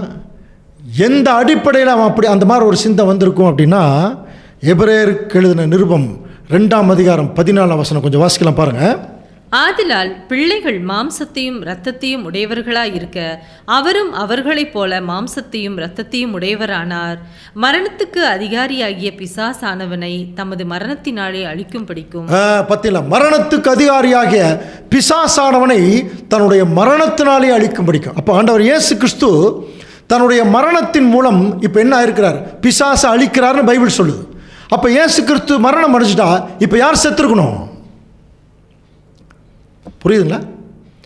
மரணத்துக்கு அதிகாரியாகிய பிசாசானவனை தன்னுடைய மரணத்தினாலேயே அவர் அழிக்கும்படிக்கு இப்படி ஆனான்னு படிக்கிறோம். அப்போ இயேசு கிறிஸ்து மரணம் அடைஞ்சிட்டா இப்போ யார் சாகணும்? சாத்தான் செத்துருக்கணும் இல்லையா? கவனிக்கிறீங்களா? இதுதான் இந்த சப்ஜெக்டுடைய கிளைமேக்ஸ். அப்போ சாத்தான் செத்துருக்கணும். ஏன்னா இயேசு கிறிஸ்து செத்துட்டா சாத்தான் செத்துருக்கணும். அதுதான் இந்த வசனம் சொல்லுது. ஆனால் கவனிங்க, இப்போ எல்லாருக்கும் ஒரு கேள்வி. இப்போ சொல்லுங்க, சாத்தான் இப்போ உயிரோடு இருக்கானா இல்லையா? இருக்கானா இல்லையா? எவ்வளோ தைரியமாக சொல்கிறோம் பாருங்க. இருக்கிறான் சொல்கிறோம் இல்லையா? கவனிக்கிறீங்களா? அப்படி என்றால் மரணத்துக்கு அதிகாரியாகிய பிசாசானவனை இயேசு கிறிஸ்து மரணத்தில் சாகடிக்கிறார், மரணத்தில் அழிக்கிறார். அப்படிங்கிற போது புரியுதுங்களா? அந்த ஸ்திரீயின் வித்து சாத்தானை ஜெயிக்கும், அவனுடைய தலையை நசுக்கும் படிக்கிறோம் இல்லையா? அப்போ இயேசு கிறிஸ்து தான் அந்த ஸ்திரீயினுடைய வித்து. அதை சாத்தானே கிளியராக கண்டுபிடிச்சான். இப்போ இந்த ஸ்திரீயின் வித்து இப்போ என்ன பண்ணுறார்? தன்னுடைய மரணத்தின் மூலம் சாத்தானுடைய தலையை நசுக்கணும். இப்போ மரணிச்சிட்டார். அப்போ சாத்தானுடைய தலை நசுங்கி இருக்கணும் இல்லையா? அவன் செத்து இருக்கணும் இல்லையா? ஆனால் இப்போ இன்னைக்கு வரைக்கும் சாத்தான் உயிரோடு இருக்கானா இல்லையா? இருக்கிறான். அப்படி என்றால் என்ன அர்த்தம் தெரியுங்களா? கவனிங்க, ரொம்ப ஜாக்கிரதையான சத்தியம். அப்படின்னா ஸ்திரீயின் வித்து இயேசு கிறிஸ்து இல்லை, அதுதான் அவனுடைய அர்த்தம். தயவுசெய்து பயந்துட வேண்டாம், பதட்டம் வேண்டாம், கன்ஃபியூஸ் வேண்டாம். விடை இப்போ கிடைச்சிடும். இயேசு கிறிஸ்து ஒருவேளை ஸ்திரீயினுடைய வித்துவா இருந்தா அவருடைய மரணத்தில் யார் செத்துருக்கணும்? சாத்தான் நசுங்கப்பட்டிருக்கணும் இல்லையா? அப்படின்னா சாத்தான் இன்னைக்கு வரைக்கும் உயிரோடு இருக்கிறான்னா இயேசு கிறிஸ்து ஸ்திரீயினுடைய வித்து இல்லை. அப்படின்னா யார் தாங்க ஸ்திரீயினுடைய வித்து? அது வேணும் இல்லையா? இந்த சப்ஜெக்டை என்ன? ஸ்திரீயினுடைய வித்து, அவர் உன் தலையை நசுக்குவார். யார் அந்த ஸ்திரீயினுடைய வித்து? இப்போ இயேசு கிறிஸ்து தானே சாத்தான் முடிவு பண்ணான். அப்போ இயேசு கிறிஸ்து மரணம் அடைஞ்சோடனே சாத்தான் செத்து இருக்கணும். சாத்தான் சாகலை. இன்னைக்கு வரைக்கும் அவனுடைய கிரிகள் நம்ம பார்த்துட்டு தான் இருக்கிறோம். அப்படின்னா இயேசு கிறிஸ்து ஸ்திரீயுடைய வித்து அல்ல. இப்போ நம்ம என்ன கண்டுபிடிக்கணும் அப்படின்னா, யார் ஸ்திரீயுடைய வித்து கண்டுபிடிக்கலாமா? 2 வசனம் உங்களுக்கு க்ளூ கொடுக்குறேன். அன்புக்குரிய சகோதர சகோதரர்களே, கொஞ்சம் யோசனை பண்ணுங்க. கவனிக்கலாம், இதில் கண்டுபிடிச்சிடலாம் யார் அந்த ஸ்திரீயினுடைய வித்துன்னு கண்டுபிடிச்சிடலாம். ஃபஸ்ட்டு 1 கொரிந்தியர் 12ஆம் அதிகாரம் 12ஆம் வசனம். எப்படி எனில் சரீரம் ஒன்று, அதற்கு அவயவங்கள் அநேகம், ஒரே சரீரத்தின் அவயவங்கள் எல்லாம் அநேகமாய் இருந்தும் சரீரம் ஒன்றாகவே இருக்கிறது, அந்த பிரகாரமாக கிறிஸ்துவும் இருக்கிறார். கவனிக்கிறீங்களா? சரீரம் ஒன்று, அதுக்கு அவயவங்கள் அநேகம். இப்போ சரீரம் ஒன்று தான், கை கால் எல்லாம் அவயவங்கள் அநேகம். அவயவங்கள் அநேகமாக இருந்தாலும் சரீரம் ஒன்று தான். இப்படித்தான் கிறிஸ்து இருக்காரா? கிறிஸ்து இப்படி தான் இருக்காரா? புரியுதுங்களா? கொஞ்சம் கஷ்டமாக இருக்கும் புரியுது. சரீரம் ஒன்று, அவயவங்கள் அநேகம். அவயவங்கள் அநேகமாக இருந்தாலும் சரீரம் ஒன்று தான். இப்படி தான் இயேசு கிறிஸ்து இருக்காராம். இது புரியாது. இதுக்கு இன்னொரு வசனம் வேணும், ஜோடி. அடுத்த வசனம் பாருங்கள், 1 கொரிந்தியர் 12:27. நீங்களே கிறிஸ்துவின் சரீரமாயும் தனித்தனியே அவயவங்களுமாய் இருக்கிறீர்கள். இப்போ நம்மளை பார்த்து சொல்கிறாருங்க, நீங்கள் தாங்க கிறிஸ்துவுடைய சரீரம். அப்படின்னா கவனிக்கிறீங்களா? நீங்கள் தான் கிறிஸ்துவுடைய சரீரம். கவனிக்கிறீங்களா? அப்போ நம்ம எப்படி தனித்தனி அவயவங்களாக இருந்து ஒரே சரீரத்துக்குள்ளே ஒட்டி இருக்கோ, அந்த மாதிரி இயேசு கிறிஸ்துங்கிறது ஒருத்தர் தான். நீங்கள்லாம் அவருடைய தனித்தனி அவயவங்களாக இருக்கிறீங்க, ஒரே ஆள் தான் மாதிரி இல்லையா? அப்படின்னா இந்த சரீரத்துக்கு யார் தலை அப்படின்னு பார்த்தீங்கன்னா கொலோசியர் 1:18, அவரே சபையாகிய சரீரத்துக்கு என்னவா இருக்கார்? தலை. அப்படின்னு நீங்களே சொல்லுங்கள், தலையும் சரீரமும் வேறையா? வேற இல்லை. எப்பொழுதுமே தலையோட சரீரம் ஒட்டி இருந்தால் தான் அது மனுஷன் இல்லையா? அப்போது ஸ்திரீனுடைய வித்து ஆண்டவர் இயேசு கிறிஸ்து தானாங்கிற போது இயேசு கிறிஸ்து மட்டும் இல்லைங்க, அவர் தலை மட்டும்தான். அவருடைய சரீரம் இந்த பூமியில் இங்கே தான் இருக்குது இன்னைக்கு வரைக்கும். கவனிக்கிறீங்களா? அப்படின்னா 2000 வருஷத்துக்கு முன்னாடி இயேசு கிறிஸ்து அப்படிங்கிற ஒரு மனுஷன் இருக்கார் இல்லையா, அவருடைய தலை மட்டும்தான் செத்து இருக்குதே ஒழிய இன்னும் அவருடைய சரீரம் இன்னும் சாகவில்லை. புரியுதுங்களா? அப்படின்னா ஸ்திரீனுடைய வித்து யார்? அடுத்த வாரம் கேள்வி கேட்போம், நீங்களே பதில் சொல்லிங்க. ஸ்திரீனுடைய வித்து யார்? இயேசு கிறிஸ்துன்னு சொல்லிடக்கூடாது, கிறிஸ்துவும் அவருடைய சபையும். அதுதான் ஒரு முழு மனுஷன். நம்மெல்லாம் அவருடைய சரீர அங்கம், தனித்தனியெல்லாம் கிடையாது. அவர் தலை. அப்போ தலையோட சரீரம் எப்படி ஒட்டி இருக்கோ அந்த மாதிரி ஒற்றுமையாக இருக்கக்கூடிய தேவனுடைய பிள்ளைகள் கிறிஸ்துவோடு இணைந்திருப்போம். சிந்தையில், செயலில், கீழ்ப்படிதலில், எல்லாத்துலேயும் ஆண்டவர் இயேசு கிறிஸ்துவோட கூடவே நம்ம இருக்கிறோம். அப்படி இருக்கும் பட்சத்தில் இப்போ நம்மெல்லாம் கிறிஸ்துவோடைய எந்த பாகத்தில் இருக்கிறோம் தெரியுங்களா? அன்புக்குரிய சகோதர சொல்ல கொஞ்சம் கவனிக்கிறீங்களா? நம்மெல்லாம் யார் தெரியுங்களா? அவருடைய பாத அங்கங்கள், லாஸ்ட் ஃபீட் மெம்பர்ஸ். அந்த தலை முழுவதும் தாங்குது பாருங்கள், அந்த உடம்பு முழுவதும். அப்படின்னு என்ன அர்த்தம்? இந்த கால் தான் இந்த பூமியோட அதிகமாக ஒட்டி இருக்கா. அந்த மாதிரி தான் இன்றைக்கி கடைசி கால தேவனுடைய பிள்ளைகள் தான் இந்த உலகத்தில் நம்ம ஒட்டி இருக்கிறோம். ஒட்டக்கூடாது. சமாதானத்திற்குரிய சுவிசேஷத்துக்குரிய ஆயத்தம் என்னும் பாதரட்சை அதை போட்டுக்கணும். நமக்கு இந்த பூமிக்கு சம்மந்தம் இருக்கக்கூடாது. புரிதல? தேவனுடைய ராஜ்யத்துக்கு அடுத்த வேலைகள் செய்கிறதுலையும் அதில் கவனம் செலுத்துறதையும் தான் நம்முடைய முழு கவனம் இருக்கணும். ஸோ அப்படிப்பட்ட வேலையை தான் ஆண்டவர் இயேசு கிறிஸ்து செய்தார். அவர் நடந்தே போனார் இல்லையா? அந்த மாதிரி இப்போ நம்ம அவருடைய பாத அங்கங்கள். இப்போ பிரச்சனை யாருக்கு தெரியுங்களா? கவனிங்க.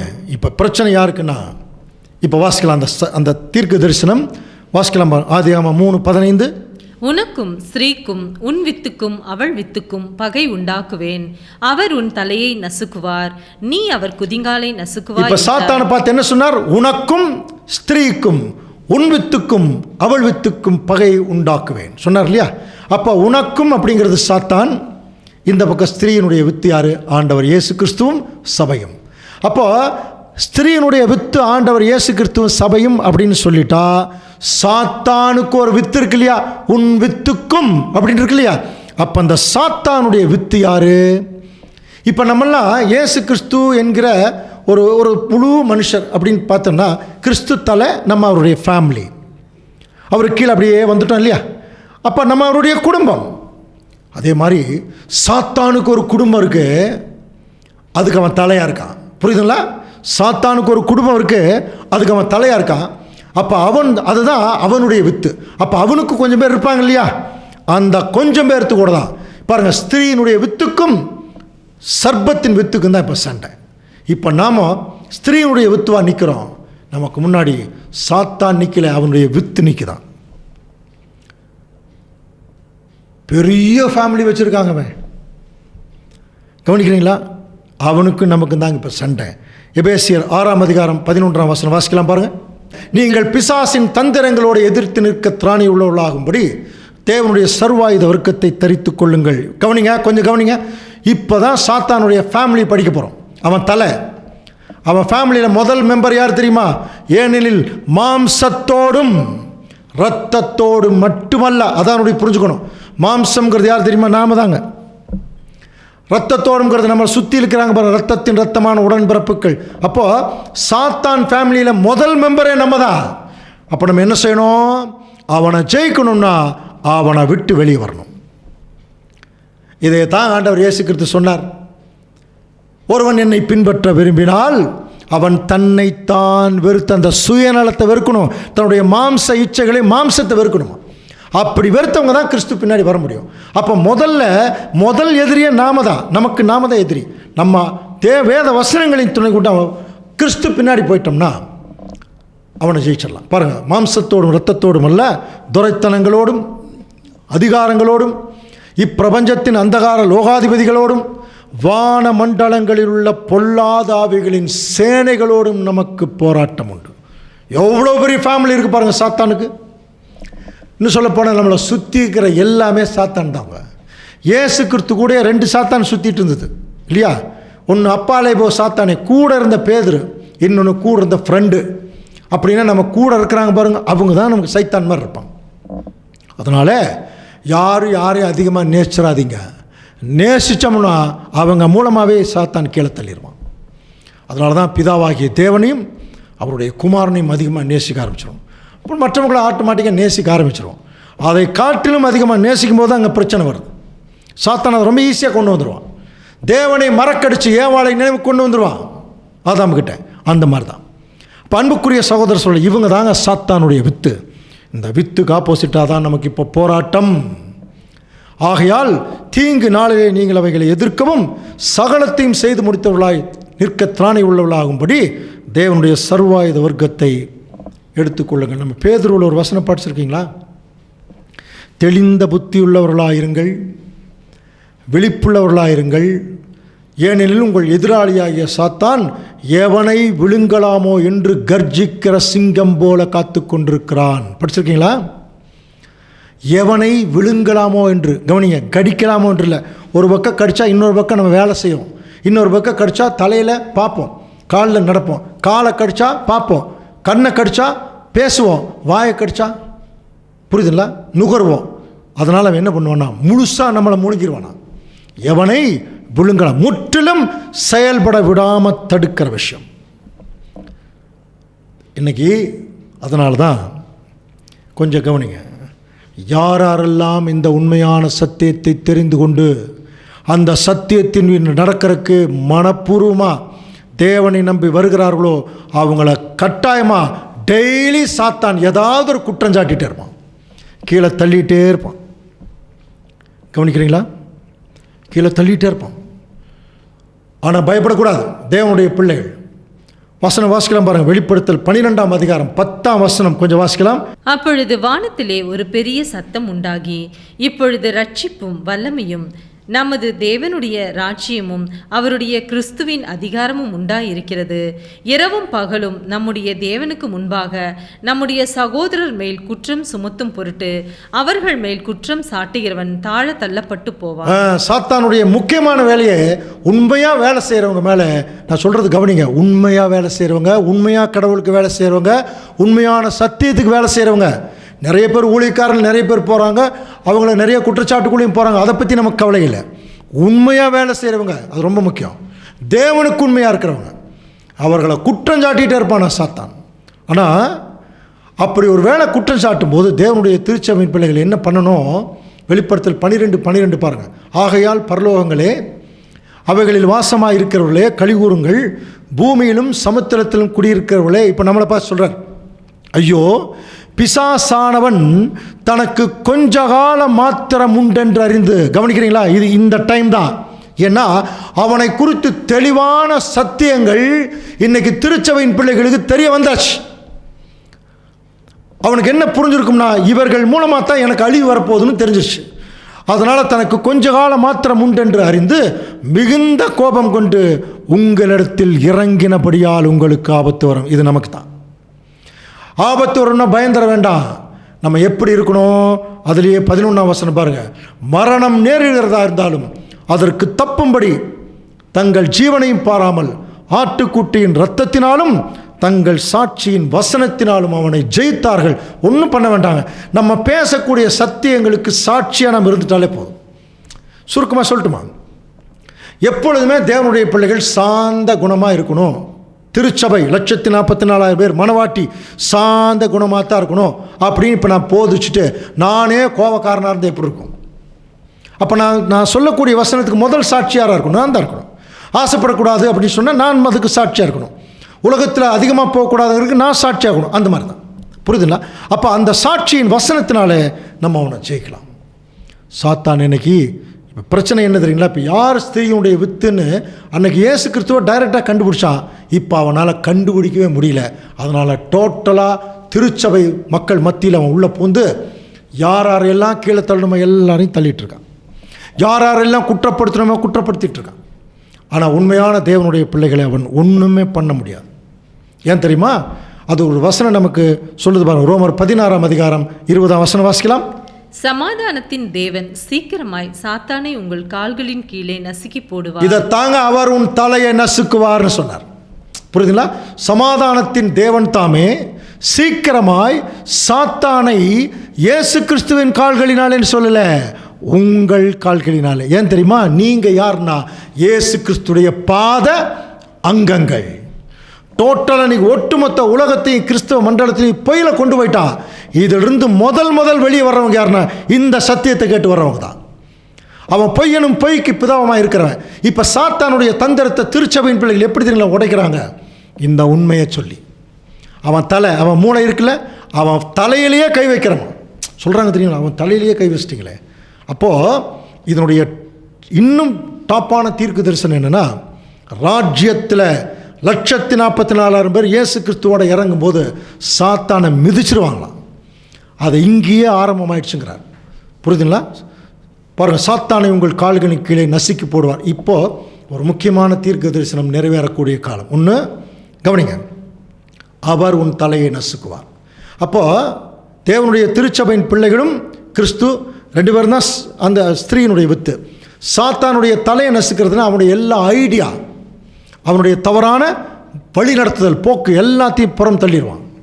அதே சமயத்தில் நீ அவர் குதிங்காலை நசுக்குவாய். கவனிங்க, இது ரொம்ப ரொம்ப முக்கியம்.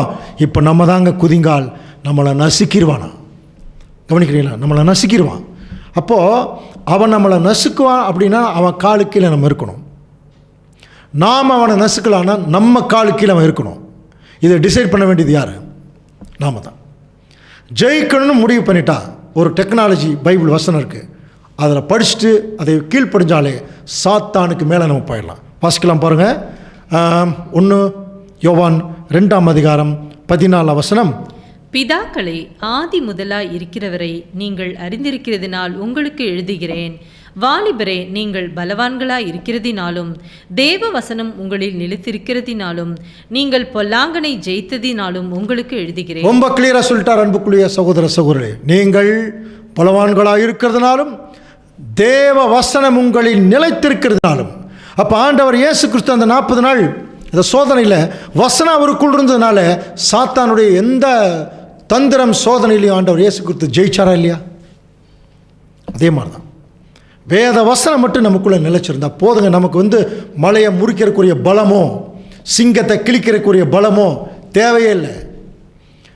புரியுதுனா? நமக்கு தேவையான நல்ல குணலட்சணங்களை பெருக்கக்கூடிய பரிசுத்தாவியின் பலம் இருந்தால் நமக்கு போதும். புரியுதுல? அந்த பலம் நமக்குள்ள இருக்கிற வரைக்கும் வேத வசனத்தில் நிலைச்சு நிற்கலாம். நிலைச்சு நிற்கும்போது சாத்தானுடைய எந்த தந்திரத்திலையும் நம்ம வெளியே அவனை ஜெயிக்கலாம். ஸோ அன்புக்குரிய சகோதரர்களே, ஏன் இன்னும் இந்த தீர்க்க தரிசனம் நிறைவேறவில்லைன்னா, ஸ்திரீயினுடைய வித்து இவனுடைய லக்கம் இன்னும் என்னாகலை, முடியவில்லை. புரியுதுங்களா? முதல் சொன்ன தீர்க்க தரிசனம் இன்னும் முடியல. காரணம், ஸ்திரீயினுடைய வித்து ஆண்டவர் இயேசு கிறிஸ்துவும் அவருடைய சபையும் தான். அந்த பாத அங்கங்களில் இன்னும் கொஞ்சம் பேர் அங்கங்களாக மாற வேண்டியது இருக்குது. மாறிட்டாங்கன்னா அதே காலில் சாத்தானுடைய எல்லா தலையும் நசுக்கி விடுவார்கள். தேவன் தாமே இந்த வசனங்கள் எல்லாம் நமக்கு ஆசீர்வாதமாக்கி தருவாராக. ஆமென்.